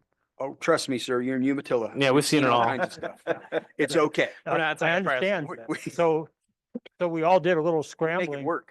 We all did a little scrambling at that point, and our engineer said, okay, let's just take your new floor slabs and the sidewalk, let them go right down into those blocks. We can live with that. Then they are okay footings if you'll just do that bit of construction, that'll kind of come naturally. But I think even with that, it just seems like, as Brandon was saying, and I think CTC is saying, there are just a lot of issues. It still could be used as a shell and continue to build with it, but there were just a lot of issues. So I think Well- that's a the trade-off at this point. I think, again, I think we don't really have a choice at this point. It's to the point where it is what it is, and we just have to go through it. Yeah, unfortunately. That's my opinion. There's more up here than me, but I agree. Yeah. Bruce, you have any other comments? You know, I mean, it's not unforeseeable. It's unfortunate. I mean, I think, you know, I'm sitting in the cheap seats here. I think I think the lesson for all of us in the future, you know, if we're looking at something, I think there's a innate desire for us to keep history rather than throw it away. And there's a desire to want to do that. But I think when we're looking at contracts in the future, we probably need to be a little bit smarter about asking questions about, you know, hey, we'd like to do this, but what are the risks? And you know, instead of, you know, like I said, I got a cheap seat here, and I mean, we're gonna have to do this. There's really no choice. It doesn't make sense to continue with something that's way substandard and we'd be embarrassed about. Right. But, you know, maybe a little bit more clarity in the front end. I mean, I don't know construction, but just listening to this, it's like, okay, I mean, clearly people knew there were potential issues in the first, and maybe it just wasn't, you know, hey, we'd like to have this, but what, you know, if we demolish in a manner to keep this and we find out that it's you know, untenable, what extra money have we cost? Right. Yeah. Corinne, do you have anything to add? Okay. I just have one quick question. This is more of a Melissa geared question. Sorry, Brandon. Melissa, in the contingency fund, we mentioned that we can absorb this cost. What percentage of our contingency fund do we have left? Does this fund tap in anything else, or is it purely just for this project? Oh, just the project. So fortunately, since we originally estimated the project, the construction market got a lot more favorable and bids came in on the project way lower than we thought we were going to. We had a total of about $8.3 million allocated for this project. CTC's original bid was $4.8 million. We do have quite a bit of owner furnished items still left that are the responsibility of the city. So we have that, but we're in pretty good shape. What we were concerned about is if we continued to put lipstick on to try to fix the old building, that these change orders would end up eventually exceeding the $600,000 mark. And we were kind of just nervous about what that would look like, but we're definitely okay here. We've also reached out to the EDA to let them know that we have these proposed change orders to get their approval to move forward, and just making sure that all of our funders are aware. Yeah, we have federal dollars tied to this too, where that's all been Through EDA, yes. okay. That's all been taken care of. We're okay with that. Like they're not going to pull federal funding. Yeah, the only portion of the old building that was actually EDA eligible was the meeting room. And as long as the scope and the purpose of that room doesn't change, then there's no modifications that we have to do with our EDA funding. Great. Any further questions, council? Just one more thing. Go for it, Aaron. I think it's good that we go move forward with it. History lesson. There's a reason why we don't have urinals in the bathroom here. It's because we had too many change orders on this building. So that's just what it is. So there's no bathrooms in it. Take the bathrooms out. No more. Get a bucket. I'm kidding. I'm kidding. I'm kidding. Really Can't- good. I'm kidding. All right. At this I'm time, kidding. council, we're looking for a motion. Sir, I make a motion that we accept 9.1 as presented. Okay. Can you read the Do I have to read it all? Yeah, it's got a really good prompt under the BR. Okay. I move to approve the Umatilla Business Center change order of $596,286.08 to demolish the existing structure and replace it with all new shell. Thank you for the 8 cents. Can I get a second to the motion, please? I'll second that. All in favor? Aye. All opposed? You guys have it. You will get the new shell. Thank you so much for presenting tonight, and hopefully the demolition goes well. No takes backs. It's yours We now. do want bathrooms. We do want. Yes, we do want bathroom. About why there are no urinals. Yeah, absolutely. Yeah. This Eric's next got a one. documentary on it. Thank you. This next one, if I didn't skip an item, should be 9.2, the downtown revitalization grant. Thank you, Mr. Mayor, Council. So we do have one new downtown revitalization grant for you to consider. This is the Quick and Go LLC, or the old Chevron, which is getting very, very near being able to be opened. So they submitted the application to help with removal of the old tanks, all of the new asphalt and concrete work. They went into getting those new tanks in, as well as painting. Really, they tore that building all the way down to pretty much the bones and have replaced pretty much the entire outside shell and some additional lighting. The total project cost for that were over $1 million, so they certainly meet the 75% threshold. So city staff is recommending the maximum award of the $26,500 for that grant. Happy to answer any questions if you have questions for me. Nope, just proud of Juan for doing all this good work. So That looks great. Yeah, it does. Certainly does look great down there. it really does. Yeah. Mr. Mayor, I make a motion to approve the grant 9.1 grants of 9.2. 9.2, I'm sorry. 26,500 for the each recommended business for the total of 26,500. Thank you. Can I get a second to the motion, please? I'll second that. All in favor? Aye. All opposed? You guys have it. Thank you. 9.3, city representative on the Umatilla Chamber Board. I promise this is my last one.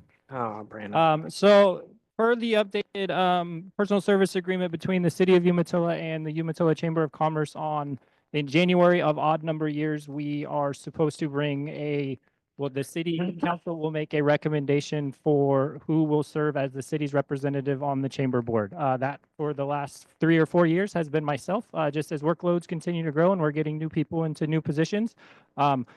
Maricela was planning to be here tonight, but she was out sick today with the crud that everybody seems to have right now. After talking through with Dave, both of us are recommending that we appoint Maricela Morales, our community development manager, to be the new city representative on the board. I will certainly tag along for the first couple of months and make sure the transition goes smoothly. But that is our recommendation. That will have to be confirmed by the chamber board, most likely at our board meeting tomorrow. Thanks, Brandon. Any questions? All right, I call for a motion. I move to recommend appointment of Maricela Morales to the city representative of the Umatilla Chamber of Commerce Board of Directors. Thank you. Can we get a second to the motion, please? I'll second. All in favor? Aye. All opposed? Thank you very much. Moving on to 9.4.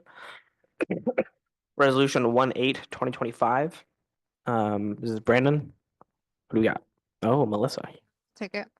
So the city is working on our large water project in partnership with the city, the tribes, and the data centers.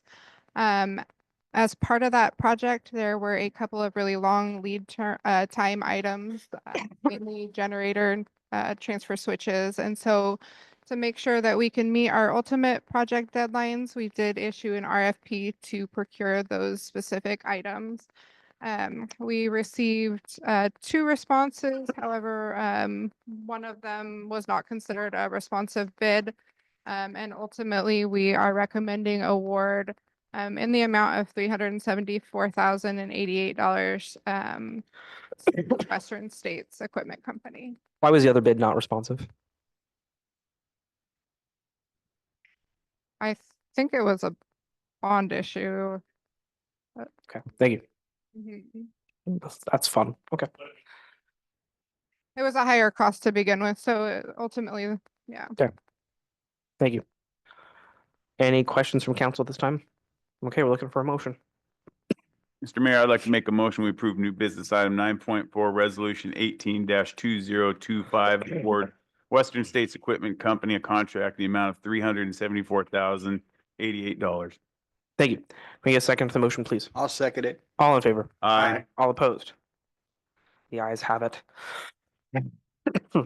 On 9.5, ask Council President DeFloff to sign Resolution 17/2025, a resolution formalizing City Council's decision regarding the city manager's complaint against Mayor Sipe. This is my fault. That was talk to my legal counsel about it. They recommend that I not sign it due to it being a conflict of interest. So I just wanted to bring that to you guys and just say, hey, don't want to get in trouble for anybody else. We're just going to kind of cover our own bases here and just have you guys give it to a motion. Yeah, the only issue that's coming as a motion is because The only time the council president signs is when in the absence of the mayor. Mayor wasn't absent, and so we have to have you pass so that you can have the council president sign. Otherwise, we would have had it go to the council president. Correct. Thanks, Dave. Any questions on that one, guys? No. All right, looking for a motion. Mr. Mayor, I'd like to make a motion. We approve new business item 9.5, and I move to direct Council President Dufloff to sign resolution number 17-2025. Thank you. Can we get a second to the motion, please? I'll second. Thank you. All in favor? Aye. All opposed? You guys have it. Thank you. Moving on to our second public comment for the night. I know, Chief, you had anyone on that one? Oh, we always got a winner. All right.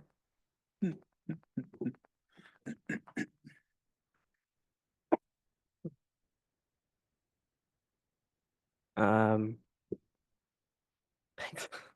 Josiah Barron. I'm back. Welcome back. I thought I'd switch it up tonight. Go at the end. Josiah Barron, Executive Director of Umatilla Chamber of Commerce, 100 Klein Avenue. First, I wanted to say thank you to Brandon for your time and service on the Chamber of Commerce Board. Been good for the few years that I've been at the Chamber as a director. It's been good working with you, and it's been interesting. I've been a part of those discussions with the board and yourself. I know you are always a level head, switching your hats back and forth, thinking from the chamber business perspective, from the city perspective. So thank you, and look forward to working with Marcella. Just a couple announcements here. If you want to help support your local businesses and you hadn't heard about the Eastern Oregon Go Reader's Choice Awards. So that's the Eastern Oregon Go, if you remember, just a quick reminder, it's that insert that the East Oregonian puts into their, and the Hermiston Herald would put into their, that has all day entertainment and different things that happen throughout Umatilla, Morrow, Union, Baker, Wallowa, and their coverage area. But there, it is currently open right now on for the 2025 Eastern Oregon Go Reader's Choice Awards. There's categories ranging from businesses, restaurants, activities, and the arts. You can go on there and vote for your favorite businesses, your favorite places that you think have the greatest customer service. And I was looking on there and there wasn't very many, I didn't notice any Umatilla businesses on there yet. So that's why I encourage you to, we've got some, as Umatilla has been growing, we've got some great restaurants, some great shops, and some amazing people that work at those businesses. Because I'm sure that Councilor Dufloff would, as also the Bridge Bistro and Brews being a Chamber of Commerce member, be glad to have your vote. But just a couple other things, and you can go on to the Chamber of Commerce Facebook page, and I have it's towards the top still, the link to the Eastern Oregon Go's website that has the portal for voting, and you can look at all the categories there. And also coming up in February, Saturday, February 8th from 11 a.m. to 2 p.m., Tours Correctional Institution is having another one of their meet and greet hiring events. So if you're looking for a career change, or if you know somebody that's looking for a job as a correctional officer, that's February 8th from 11 a.m. to 2 p.m. And then also, the last thing I had is just a reminder from a couple of our members, the Oregon Human Development Corporation and Workforce Oregon, just a public service announcement that the migrant seasonal farm worker representative, Hilda Martinez from WorkSource Oregon, she will be available every Monday at the OHDC office in Hermiston. So if you're not able to catch her because she's out in the field a lot, meeting with the farm workers, but if you're not able to catch her at the workforce office, she's there Tuesday through Friday then you can also go by the OHDC office there on the corner of East Gladys and Highway 395 and talk with her there too. Oh, yes. Times are probably important for that. For on those Mondays that she's there would be 8 a.m. to 12 p.m. and 1 p.m. to 3 p.m. But this is also, you can go to Workforce Oregon site, Facebook page. We also have it on the Chamber's Facebook page and Instagram as well. Any events coming up and different things, I try to also cross-reference the cities and Parks and Recs page, get those added on the Chamber events calendar too. But different local events, we have our different members events on there, and city events, different things going on at umatillorchamber.org. Thank you again, council. Thanks, Josiah. Thank you. Next up, we have discussion item 11.1, Police Department Funding Analysis. Yeah, so Matt Donahue is going to join us tonight. I previously worked with Matt back in 2014 when we did our sewer refunding bonds.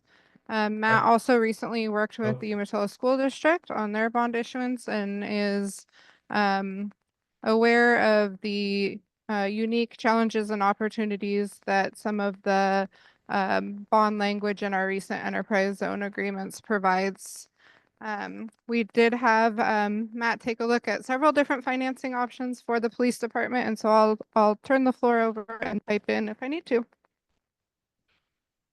Thanks, Melissa. Can everyone hear me all right? Yep. Okay, great. Yeah, I think my name is Matt Donahue, working for Mesero Public Finance out of Portland, Oregon. Have had the pleasure of working a fair bit in Umatilla over the last, I would say 10, 12 years with the city on a refinancing the last 2 school district bonds and also the hospital district building. So, yeah, kind of went through this with the school district a couple of years ago. So we learned a lot in that process, and I think that'll be a benefit to the city. Staff asked me to present some options for financing the new police station. And one is a non-voter approved, what we call full faith and credit option. And then there's 3 different general obligation bonds, which would require voter approval. These are certainly not the only options, but I thought they kind of span the spectrum to provoke discussion and raise some of the issues that the city would consider. So we'll start with the non-voter approved, sometimes we call it a limited general obligation, because you're pledging all of your existing available revenues. Unlike the GO bond, you don't get the extra revenue from the new tax levy. But it's a good place to start just to get a sense of what the scope and the scale of annual debt service would be towards your budget. In all of these scenarios, we zeroed in on a projected cost, which I think Melissa said was maybe on the high end of 24.2 million. And there's a lot of numbers on this page, but I think the one of most interest is the bottom line there, the average annual debt service, which over 30 years pay off 24.2 million with a what we call level debt service structure. So kind of like a mortgage structure, we pay the same every year. That annual debt service under current market conditions is coming in right around 1.5 million. So if you go to the next page, you could see it's not a very exciting graph, but you could see how after the first year, since we're assuming a September of 25 issuance, that creates a shortened time period in that fiscal year.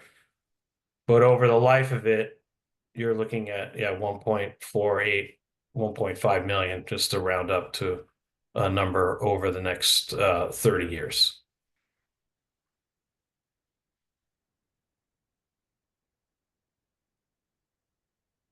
Any questions about that? Or we can leave questions to the end if you would like. Any questions, council? No. No questions at this time. Okay. Great. Moving on to the geo bond financing options, which are a little more exciting if you're into that sort of thing. But because of the data centers and the agreements with the data centers, it opens up a lot of possibilities and a lot of different structures to consider for the city. As I said, these aren't the only options, but they do kind of present a spectrum with various pros and cons. Here on this table, you see there's three options. First one is essentially the option which repays the debt in the shortest amount of time with the least amount of total debt service. And when we spread that debt service over that 14 years and account for the growth in the assessed value that the city is projected to have, you're looking at a levy rate of 49 cents per $1,000 of property value, taxable property value. So it's a levy rate under 50 cents for the vote for the property taxpayers over a 14-year term. Total debt service about $30.6 million. With, if you see at that bottom line, 92.16% of the debt service to be paid by data center taxable value, as well as payments under the new data center agreements for reimbursement of GeoBond debt service. Also, if you look in the middle or sort of the fourth line down, there's a couple measures of the interest cost. That line says all in TIC. That stands for all in true interest cost, which is essentially the APR of this borrowing or any of the borrowings, and takes into account all of the costs of issuance of the financing. So 14-year terms, the shortest, it's the least amount of debt service, is always also going to have the lowest true interest costs of the scenarios. The second option is a structure in which you stretch out the payments over 25 years to get that annual levy rate down as not as low as possible, but close to be as low as possible. And that has an annual levy of 24 cents per $1,000 on taxable value. So you're stretching out 25 years, you're halving the tax rate for the taxpayers, but it's considerably more debt service because you defer more principal and you pay more interest over the life, just like going from a 15-year mortgage to a 30-year mortgage.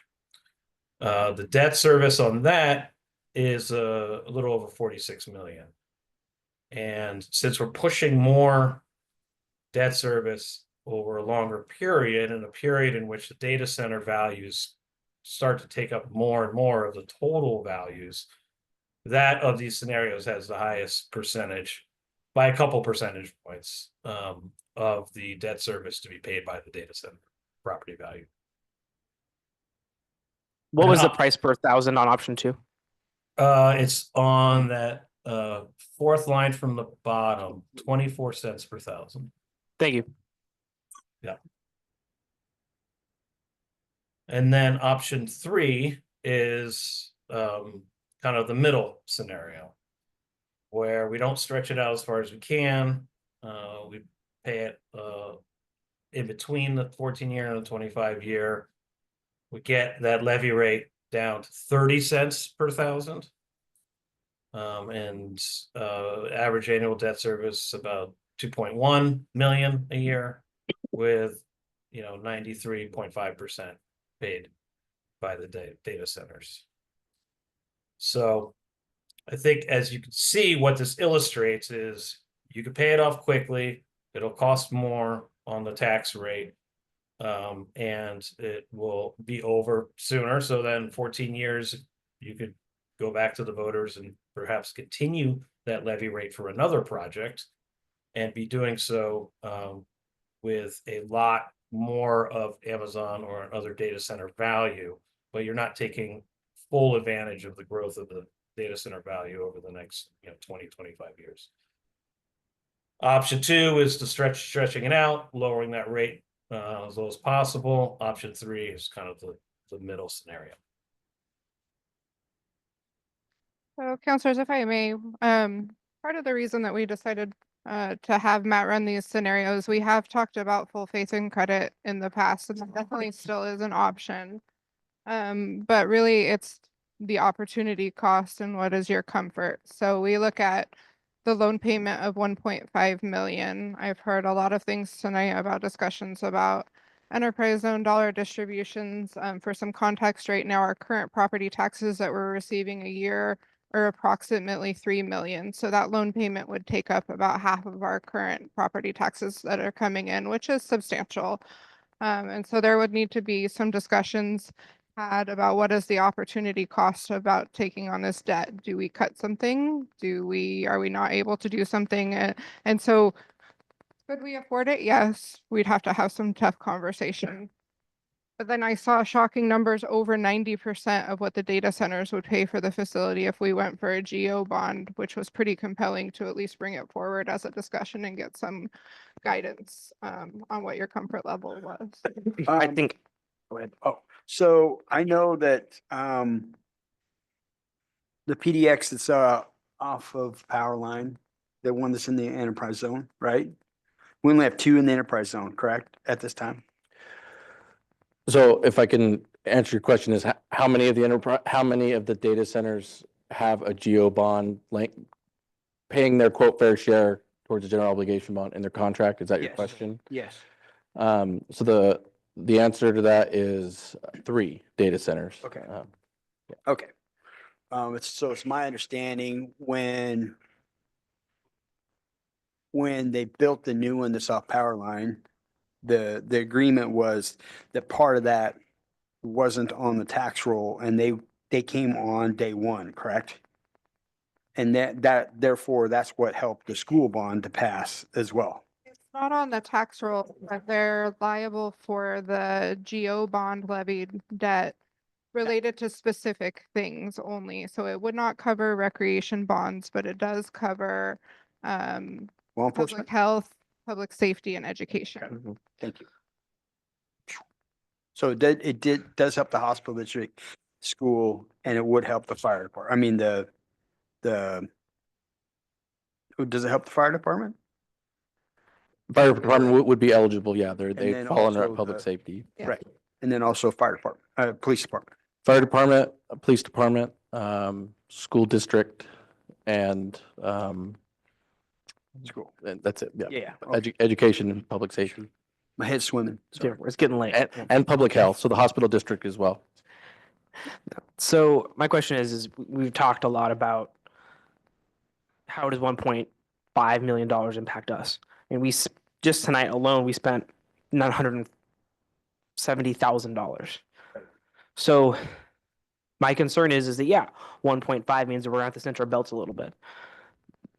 But I think we're in a position right now where we need to be more fiscally conservative within our city. I think that passing this on to, even though 25 cents per thousand is a very minimal bond question, and especially when Amazon's taken 95% of the bill, I think this asks more of a question, though, of are we good citizens of our public dollars and how they're being spent? We lose $1.1 million in Rock the Locks. So we don't do a Rock the Locks event and suddenly we're going to be able to afford a new police department building? I think that's a fair shake. So I think the question is that we need to be more fiscally conservative and consider the impact that a bond has within our citizens. For a $500,000 home at assessed value, it's $125 a year. It's not a lot. Right.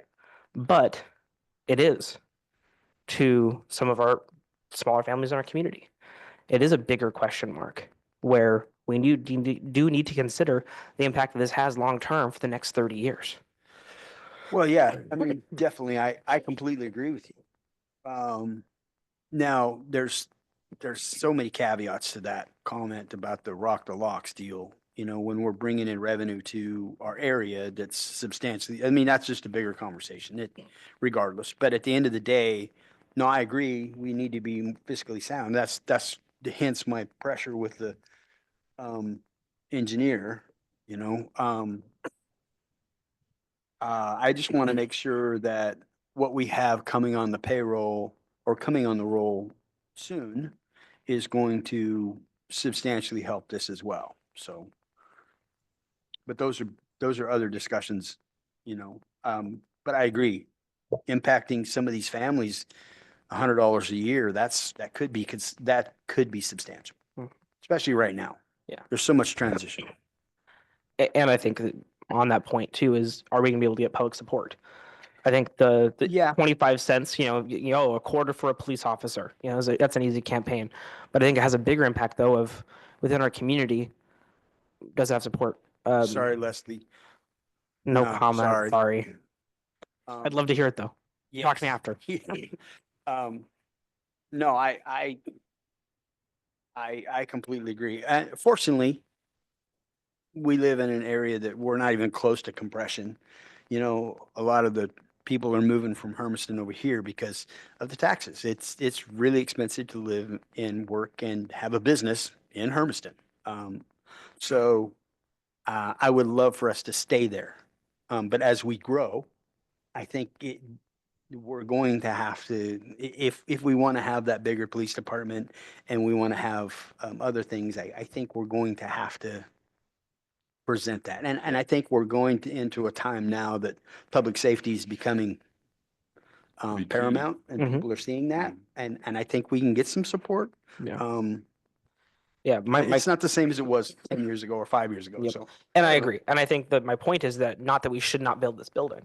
Sure. Is that I think we shouldn't put it on the backs of the taxpayers. And instead we need to, as a city, as an organization, decide where are we going to start making sacrifices so that we better serve our community in a way that we're not going out for a bond for something that is a public service that we've known for years, that we known was coming down the books. And if we have the financial option to pay for it, I think that we need to float that bill.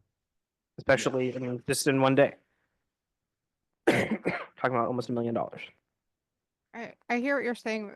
The funds that we allocated towards the business center tonight, those come from different sources. It is Right. important to remember that different things are paid from different places. different pots. And the city has been pretty responsible as far as leveraging outside funds in order to complete projects. The one that we were talking about tonight, we're building the building next door without taking out any debt, which is very responsible of us. We also are one of the only local jurisdictions around us that I know of that don't have any outstanding GO Correct. levy debt. We paid off our water bond. We refinanced our sewer bond to get a more favorable rate so that we could pay it off quicker and take care of that. So Correct. No, we can talk about what different services or programs may cost money. Overall, we're pretty responsible with our. We also refinanced and then paid off this city hall debt early as well to. Oh, without a doubt. I mean, we definitely understand that you guys are leveraging the money that we get. You know, if we get $1 million, we can leverage it for 10. I completely, and that's how we make. And that's And kind I of what think- we're looking at here. We get Amazon to pay over 90% and don't have the opportunity costs. That's something to consider. Right. And that's one of the points I wanted to, one of the comments we've heard as we've talked about, not enterprise zones here a little bit tonight and others as well, is that this idea of Amazon quote paying their fair share. And I want to also recommend or notice that we have more than just one data center company here now. And if we go with the full faith and credit bond, you're talking about you can, depending on how you want to argue that, anywhere between 0 to 25% of Amazon paying for that, because one data center is completely off of all the abatement program and paying into it. So they're part of the ad valorem. They would, excuse me, those dollars that are paid into that would go towards that cost. These options get it over 90% in every scenario and having them chip in and paying that, to the extent that that was part of the reason why, as we were negotiating these enterprise zones, as we looked at public health, public safety and education, was getting that into those contracts so that we could get to this point to ask the voters if you want Amazon to pay for 90% of this facility, or do you want to pay for 75% of it, or Amazon pay for 25% of it? No, I remember those discussions. And in particular, that was a huge thing when the school bond came through, is that they were getting substantial, that Amazon was making their fair contribution from day one. Well, not from, you know what I mean? Close as we can get. Yeah, close. Mm-hmm. I think it's also a really, good point to mention as well as, how many projects the city currently has on its books right now and how many, are done, how many are getting close to finish. Like the walking bridge got finished. There's certain projects that the business center is still looming. So there's certain things from a public perception standpoint of we need to start getting more projects done. And I fear that's going to be an issue with the number of projects that we have versus how many we've actually gotten done. And I think that's going to be a concern. Yeah. I always say government takes forever. Working for the state, I already know. So time is not our friend right now. We would be looking at a May ballot. And so we do need direction from council on how to move forward. What you think, We're not looking for a decision tonight, but what we're looking at is, do you, out of what's here, would you like us to prepare a little bit of a deeper dive and what a levy would look like, or what an ask might look like, and we could bring that as quickly as your next meeting? I would like to have like a workshop and have further discussion about this, me personally, just to kind of, So this will be on your just to mill this over. February 1st, as Julie Torval, this will be one of those items that's on your workshop. So this, and later in your agenda, we're talking about your council rules as well. We'll talk about that when we get to that item on the agenda, but that'll also be part of that workshop as well. Yeah, me personally, I would like to just chew on it more. I think it's a good idea. I think it's also one of those situations where I think how much public polling have we done as well? And what is the temperature of the citizens and the public? I think that's a question that we need to also explore. Yeah. yeah, and we kind of briefly asked Matt to look at that. Matt, I don't know if you have anything that you want to add on your thoughts on recent measures similar that have passed. Yeah, I mean, I think the best comparable in this situation is the school bond. It's the one that has situation with the same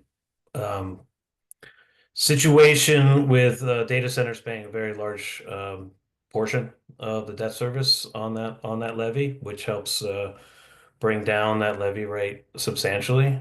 If vis-a-vis if the city were going to go out just on its non-data center values. That passed with a higher levy rate ask than what you're doing here. Devil's all in the details about the projects, and education, K-12 education is different from public safety. But I have worked over the last several years on a handful of police station bonds, and they've all passed. Milton Freewater passed one a few years ago. St. Helens.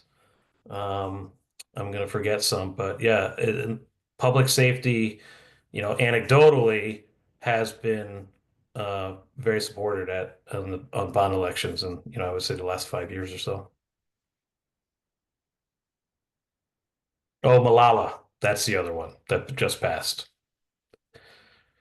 I think further discussion for sure. I don't necessarily think saying now definitively a geo bond where we should go is the answer. I think we need to consider what I forget the full credit. What's the term, Melissa? I keep forgetting. What's the Full faith and credit. Thank you. Full faith and credit, I think, is something we should still explore and look at where we could cut, how that would trim, what would a budget look like with that in mind for the next 20 years. Yeah, if we can just table it till then, can we do that? Not table it, but just. Yeah, it's a discussion. More discussion on the February 1st date. So if I can rephrase that comment, Mayor, if we were to have the 1.5 million year, if we were to bring you sort of a options list of services that may either need to be reduced or eliminated as part to sort of equal that same dollar amount? Is that what you're asking for? Is something like that? Yep. Okay. What was something we could trim that would allow us to absorb the cost of the bond? Okay. Thank you. Yeah, and then also I would like to again revisit the GeoBond stuff. Only because I think it's all wonderful to, for us to strap on the burden, but I think Jeff needs to pay his share. Yeah, I think kind of nice to have Amazon get a huge chunk of the bill. Exactly. Yeah. Yep. And of course, at the end of the day, it'd be up to the voter. It's up to anyway. voters. I mean, Yeah. that's the big thing for me is it's all about the voters. Yeah. Let them. Well, and I think that's one of the points I wanted to make sure that we touched on here is that we've prioritized and identified that this project needs to happen. That facility is, geez, I think 5 decades old, and was not really designed to meet the growth that is here for that department. It's lived its useful life, and so it's meant to be updated. And so the idea here is exactly what Melissa mentioned here earlier, and that is that the facility is gonna be built.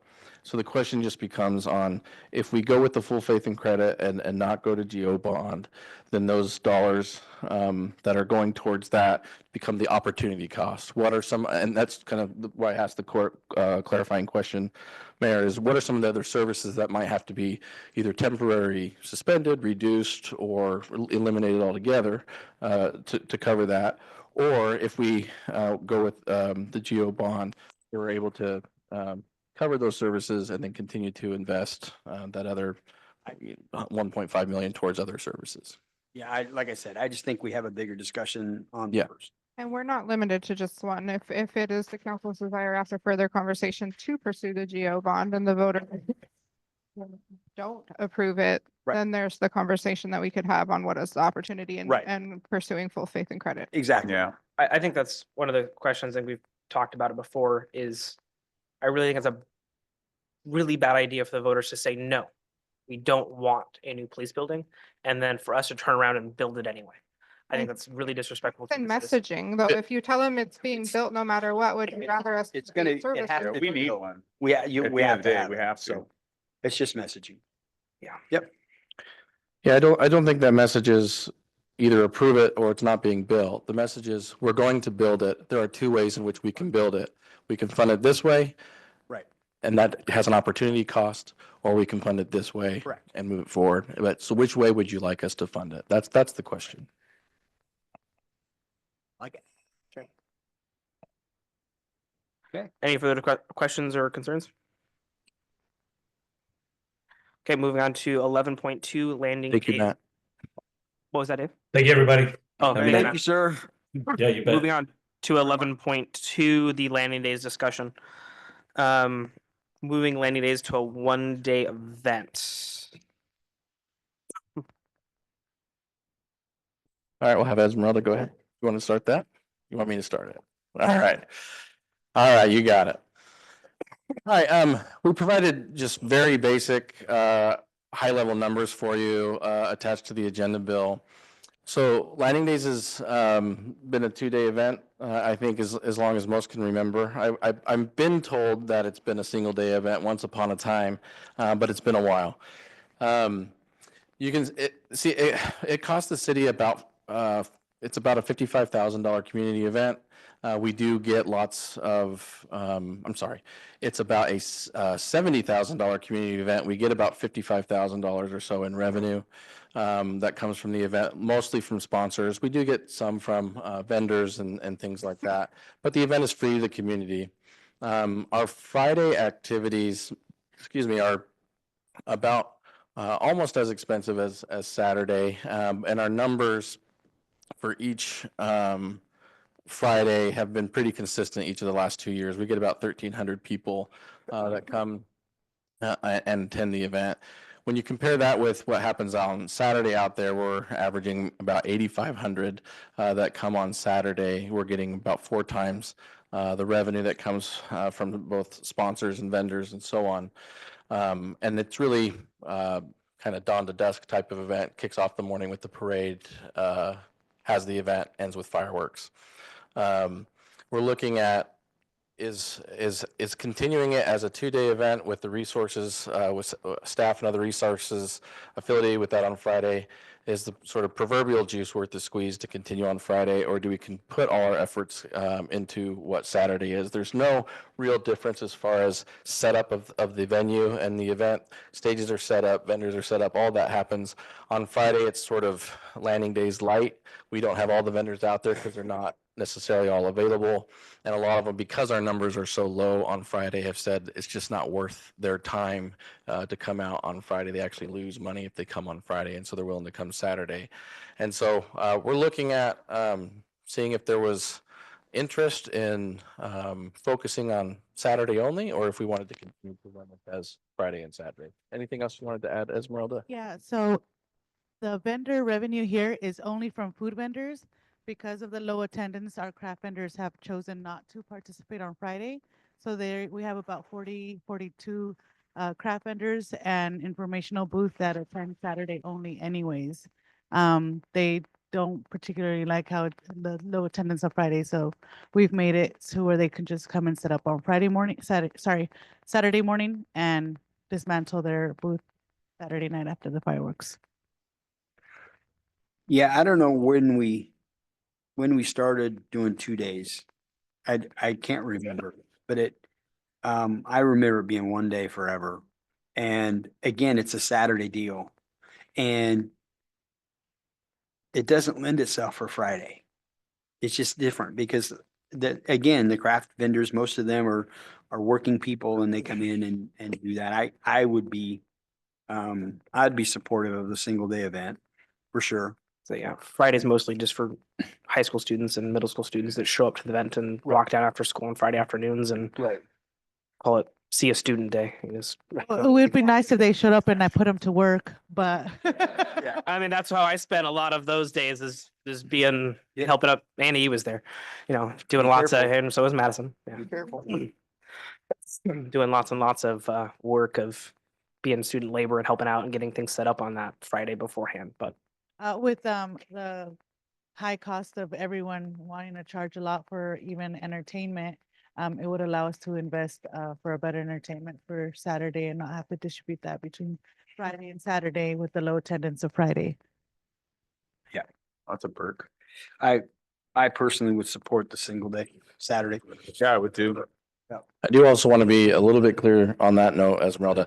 We're pushing the venue almost at its max right now. The last couple of years, if you've seen, we've completely filled the marina parking lot. We're overflowing into the BIA property that's there. We can probably add maybe another 500 people, and then that venue is maxed out. And so, as much as we would invest on Saturday, we'd also have to be sort of delicate on not pushing it too far to where we've outgrown the venue. So we'll have to monitor that.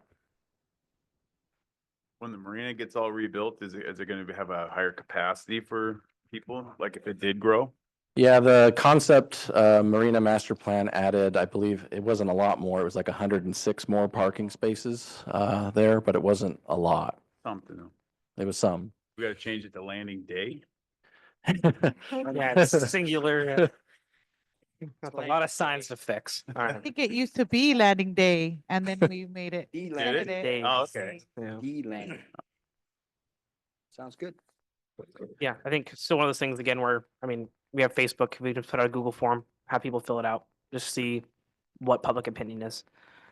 If they really want it to be 2 days, it's costing us $10,000. True. I mean, we just don't do concert venues that day. We could save money doing different things and then invest more on Saturday. And if they really want to have it a 2-day event, we still can, but I think we just ask the community first and see what their opinion is of it.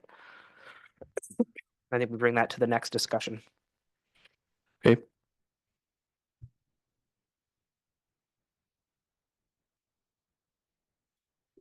Okay, I think that's any other discussion questions at this time. Okay, moving on to 11.3, the council policies, procedures, initial preview.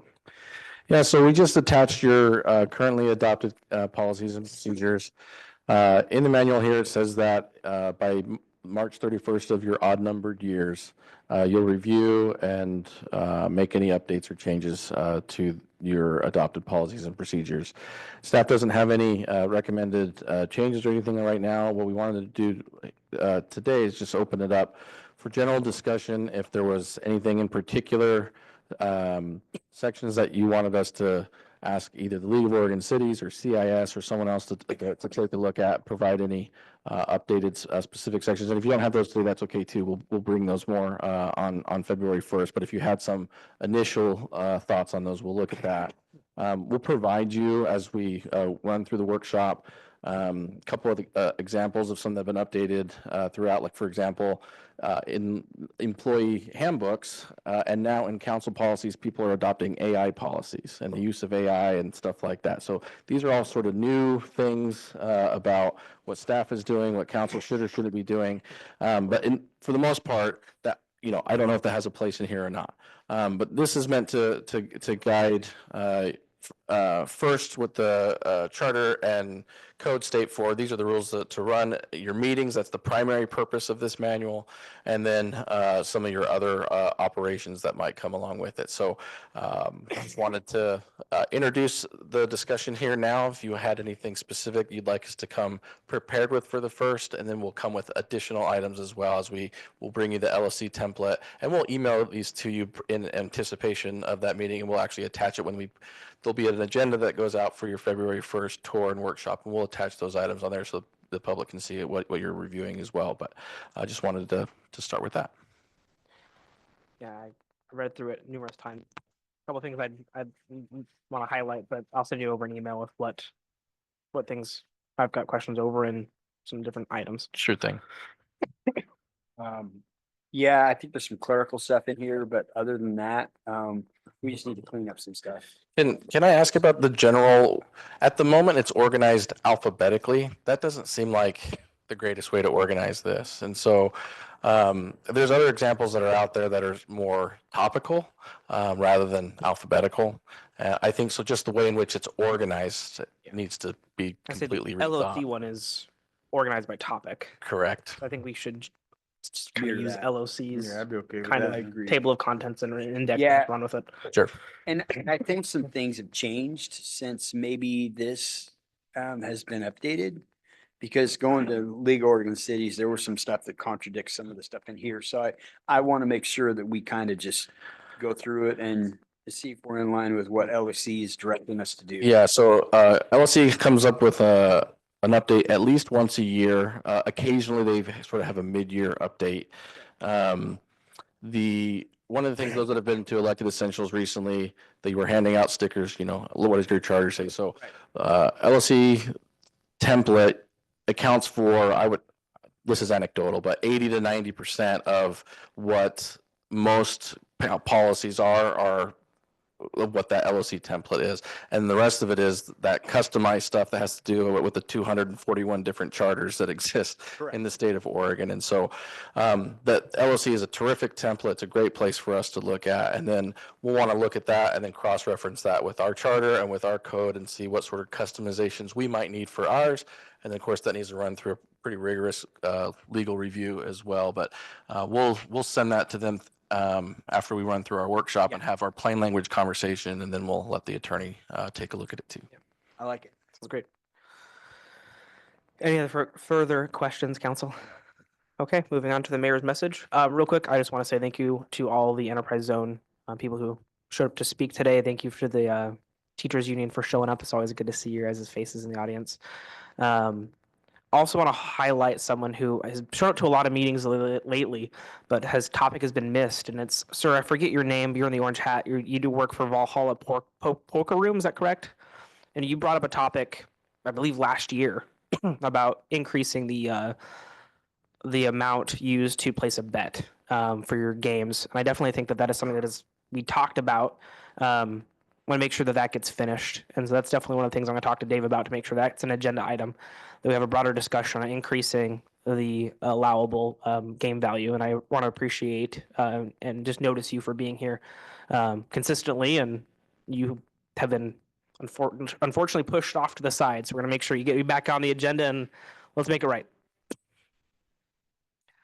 Hey, but you show up, so we appreciate it. We want to make sure that you're recognized for the hard work that you do in our community, and every voice counts. So we want to make sure you're heard. Appreciate it. Well, don't ask too much. I'll put you to work. Troy and I have been meeting off and on for the last several months working. Perfect. Yeah, let's just see if we can get that on the agenda and see if we can get that pushed along. Thanks, Dave.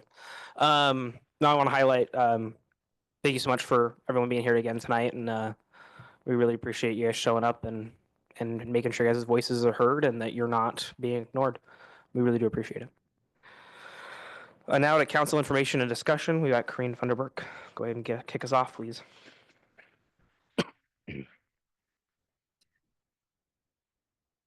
So thank you all for sitting here this long, and I appreciate everybody coming and speaking. I want to also congratulate our distinguished budget award. If you're in a row, that is no easy task. And I think that for the police information from you, Chief, thank you very much. Also from our Parks and Rec, that was all the things you do. Just thank you and for all you provide for us. Councilmember DeFluff. Thanks for bringing the alert system thing forward. That's really going to help out, I think, reaching out to our constituents. I like that we're working with regional partners. I can remember not so long ago that Umatilla was kind of a bedroom community, and we're far from that anymore. I think we're definitely sitting at the table for our region, which is fantastic, and we play a vital role as well with everybody else. So I think it's important for us to remember that and maintain and foster those relationships as we move forward. Great job on the audit. That's fantastic. I always like it when, not that I want to sit at home and read this thing, but maybe I should. Enterprise zones. So I don't know a lot about them, but I'm going to educate myself. So I promise you coming here and enlightening me, I'm going to educate myself on how that works. I want to know, when I hear Wasco County, Umatilla County, in my mind, the first thing I think of is they're a county or a city. How does that work? What does that look like? Does that mean that Umatilla County needs to be involved and they need to pay more? Or how does that, I don't know how that works. So just, please give me a moment to figure it out. I will educate myself. I promise you that. But I also want to make sure that you guys understand that we believe that these taxing districts are important. It's by any means, maybe it's not showing it, maybe it's my naivety, maybe it's my ignorance, I don't know. But I want to make sure you guys know that I realize that if my house or my business catches on fire, I have to have water. When I sit on my back deck, I don't want to be eaten by mosquitoes. My son is a police officer. I want his radio to work. I'm glad that my children went to school here, and I go to the clinic. So I frequent the hospital. So make sure that those resources are available as we move forward. Yes. And again, I feel like Stretch Armstrong sometime because, there's things that are vying for them. We talked about major projects that we have to have. We have some infrastructure that we have to get taken care of. Granted, that's why we haven't built things. Speaking of that, squirrel, sorry. But I just want you to know that it's no less important to me. I'm going to educate myself how the process works. The monument, whatever you want to call it, 730 and 395 looks fantastic. Was it something that we needed to spend money on? No. Is it something that we wanted to spend money on for years and years? Because it looked, what we had there wasn't representing the city that we know. Correct. And I think it's fantastic. It looks really good. I can't wait till it's all lit up and looks fantastic. And do we know when we're going to do a ribbon cutting or ceremonial dedication or anything? Do we have a date on that? We don't have a date on that Okay. yet. Okay. I'm not, Stand on the other side of the road, we just turn it off. we may set a camera up and do something here, No. do sort of a remote, yeah. Have a switch and turn it on. No, I want my vest. I want a vest. I want to stand out there in the cold with you. I'll put your word on that. All right. I'll stand next to you, Darren. Yeah. Yeah, really So- post on Facebook, get a lot of public attention on it, yeah. That's exactly right. And again, I thank everybody for coming up here. And Leslie said earlier, it is scary standing up there and voicing your opinion, especially when there's points of contention. I have to tell you, be honest with you, I'm 58 years old. I shouldn't have anxiety coming to a city meeting. Because I care. And we may have this difference of opinions and different perspectives and different perceptions and all of that stuff. But the thing that is common is we all have the best intentions involved. I want you to understand that. There's a lot of stuff that, we've had some missteps with some clerical stuff and some procedural stuff with the city. But I can guarantee you sitting right here today, there's nobody that's going to infringe upon your rights as a citizen or your rights as a Umatilian or anything to do with any misappropriation of funds or anything in that nature while I'm here. I promise you that. I have the highest regard for the people that we have in our community. So with that, that's enough. Sorry I took so long. Okay. Thank you. Councilmember I McMillan. had a pile of stuff I wanted to talk about today, like a pile of it, but Sorry, for I the took your sake- time. Well, you wasted all my time there, sir. No, I'm it's just sorry. we ran really long, and so I'm just gonna cut it down to a couple things. I do like this is my first term, and I really don't know tons about enterprise zones, but I am glad you guys did bring this stuff up. And I talked to Darla last week, and I really appreciate the time. And I do, like Darren, I really want to learn more about this and understand it. Like I have a list of questions, and so I need to go through it and figure out how it all works. I really do. I understand the frustration. I get it. And I do thank you for bringing it to our attention. And like I said, it's my first term. I got a lot of stuff to learn. It's like a crash course and stuff. So, but anyway, it doesn't go unheard. It's just, we get to a certain point and then all of a sudden there's other things that pile up. And, I'm sorry that sometimes things just don't take precedence, but I promise, like Darren, I will look into it. Okay. And thanks guys for all that you do. And I appreciate, presenting all your things. And Chief, I was glad to see that you wrote in there, integrity, professionalism, and compassion. I think that the PD, Umatilla PD has compassion, and that's what like a lot of cities don't have, and it's kind of missing from the police departments. And that's what sets you guys apart. And I really think so, because like you guys have the human element, and some don't. Some of the towns I've lived in the past didn't, and I might have been because I was a hooligan too back then, but still, I appreciate that. And Esmeralda, like, there's like always something going on. So, it's like, it's cool to see all this stuff. I didn't even realize some of the stuff you guys do. I mean, it's pretty cool though. And you do have, a lot going on. And I know it's just great to see the community get together for all these little things there, and especially when they're selling out and, getting booked out and stuff. So anyway, thank you. And then to the administration guys, you guys got nice numbers. Yeah, that's all I got to say. No, joking, no. But you guys did a real good job, and congratulations on the award and stuff. And so, anyway, I'll keep it short, and we'll go here, and I'll leave some of the other stuff for next time. Go ahead, Bruce. Thank you all for coming. It was stated earlier, and it's stuff I learned in the planning commission. It can be intimidating to show up and talk, and every bit of it's really appreciated.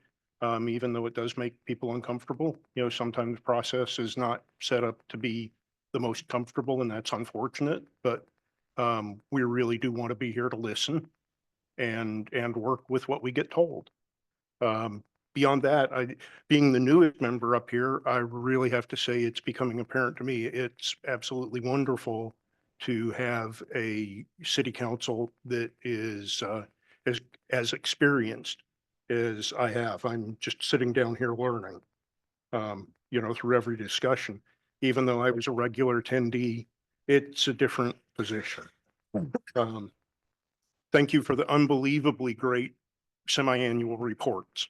I actually did read every one of them before I got here.